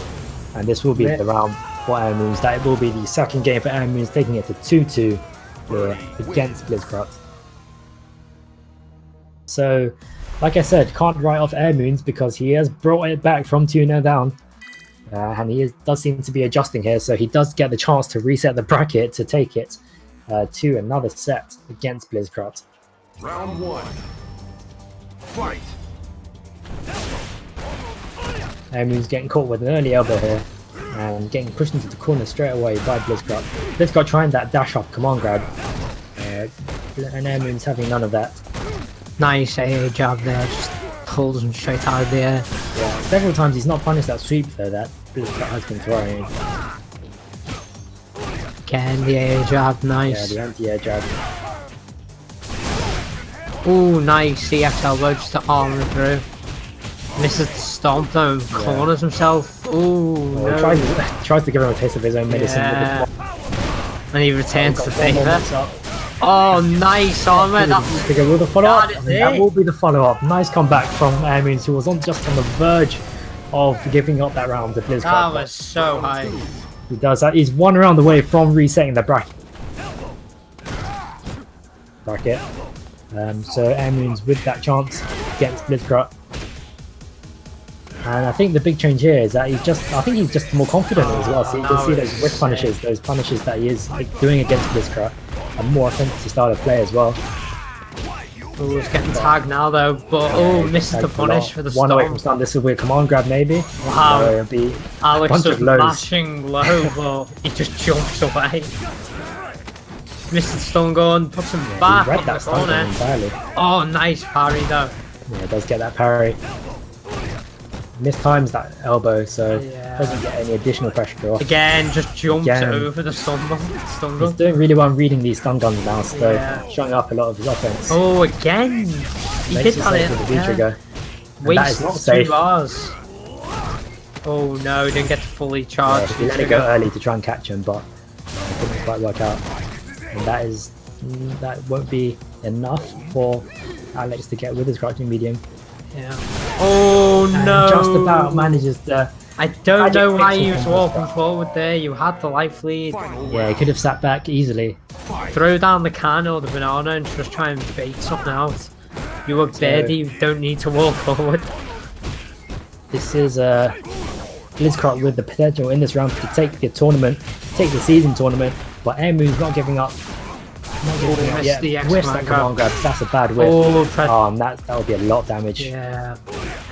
This is gonna be bad. Oh, Don't jump, Larry oh in a my row, god! and he's just holding up. That is not the thing to do against Alex. Someone post that video that of is tournament.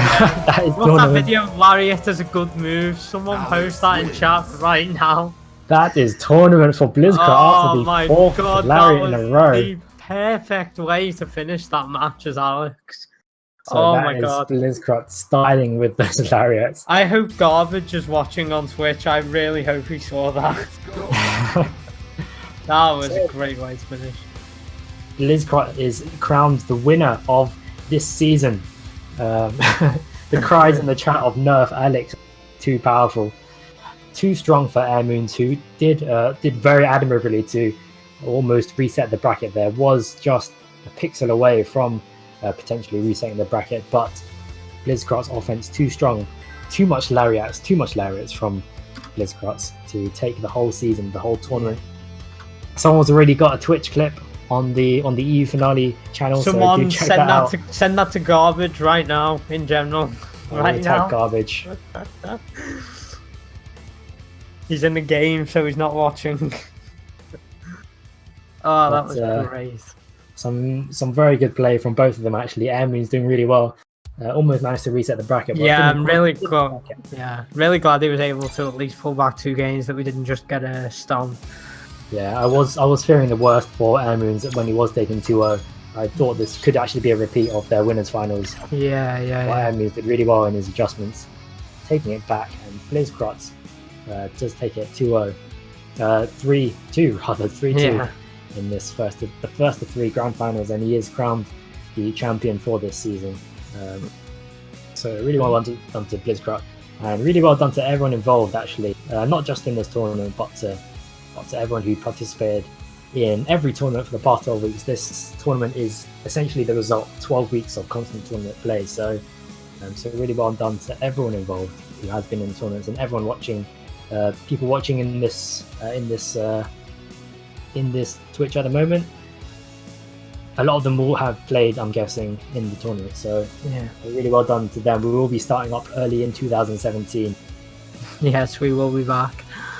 But what did you think of this tournament so far? Some really good matches. This was, it was really good actually. Well, you called Airmoons in the final. I did not expect Blizzcraft to be the winner, I've got to say. Yeah, absolutely. Bit surprised by that. But yeah, it was a really just good tournaments in general. We always get good tournaments, to be fair. Yeah, good pieces of good play from everyone involved. Fairly consistent, fairly solid from everyone, as you'd expect from the champions in this tournament. But yeah, some good highlights, and especially the way God, that what an ending though. Jeez. Well done to Blizzcraft to keep Airmoons from resetting the bracket with the secret tech, the secret Alex tech, the quadruple lariats. But well done to everyone involved. So Blizzcraft, you will be receiving £25. I'm not sure how that much converts into euros, but you will be receiving the equivalent of a season pass. That's £25 sterling, and Airmoons, you will be receiving £15. So well done to our top 3, Blizzcraft, Airmoons, and RXP. Yeah, you do win some prizes there. So Blizzcraft, the supreme champion for this season. Well done. So make sure you stay tuned. There is the American counterpart tournament to this on Sunday, I believe. Yeah, it is Sunday. And then I don't know if there's any RSF stuff going on.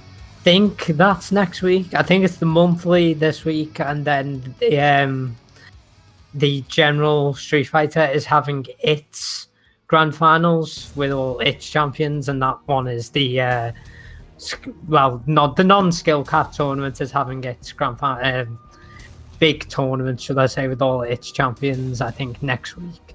Yeah, so their seasonal is next week. That's all from us. We've actually just reached 50 viewers as the grand finals completed. Hype, pay me.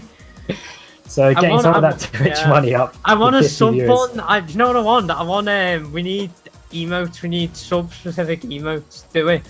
Yeah, we need that. We need those sub emotes. Twitch. I know someone from Twitch is going to be watching. Partners. Shout out donators, even though 2 of them are here. Yeah, shout out to all the donators, and actually not just the donators, but everyone who basically makes us happen. Everyone who's competed. Most of you guys in the watching. Yeah, everyone who's competed. That's the reason the tournament. There was a point about a month ago we didn't think the tournament would even continue. Yeah. Then we got our biggest turnout ever, and it's gone pretty much from strength to strength since, really. So spread the word any way you can. We hope to carry on again in 2017, just pick up where we left off with should be, in theory, a bigger, a longer season next time. So we should have an even bigger winners tournament at the end of it all. Yeah, definitely, and not just related to the tournaments as well, but everyone. There are people who do just sort of turn up during the tournament, sort of tournament time of week, but do feel free to also please join the chat basically in the Discord. This is the beginners and intermediates Discord, so it is here for chat, not purely for the tournament. So so those of you who wanted to play a bit more, or maybe even those of you in this tournament who wanted to play against each other a bit more for practice and improvement, you can just ping each other. There is a fairly strong EU presence now in the chat, so anyone with the salmon pink name, they are from the EU, so do feel free and join in. So because the EU community actually over these past 12 weeks has really grown actually a lot since we actually started up this season, so it's been really cool to see everyone with those salmon pink names appearing up in the chat. Yeah, definitely. There is actually, speaking of which, the fight night again will be on again tomorrow for anyone looking for a lobby. Like Aduki says, just because the tournament are finished doesn't mean the lobbies will disappear. There's still an EU fight night every Friday, should be for the foreseeable future. So do stick around and participate. Yeah, and actually lately, especially, I've seen a lot of EU lobbies up pretty much every night now. So so do feel free to join those as well. Yeah, definitely. All right, I think it's like midnight in Sweden, so we should probably end it for FX sake. Yeah, he is playing Alison's body at the moment, but after this, yeah. I think we'll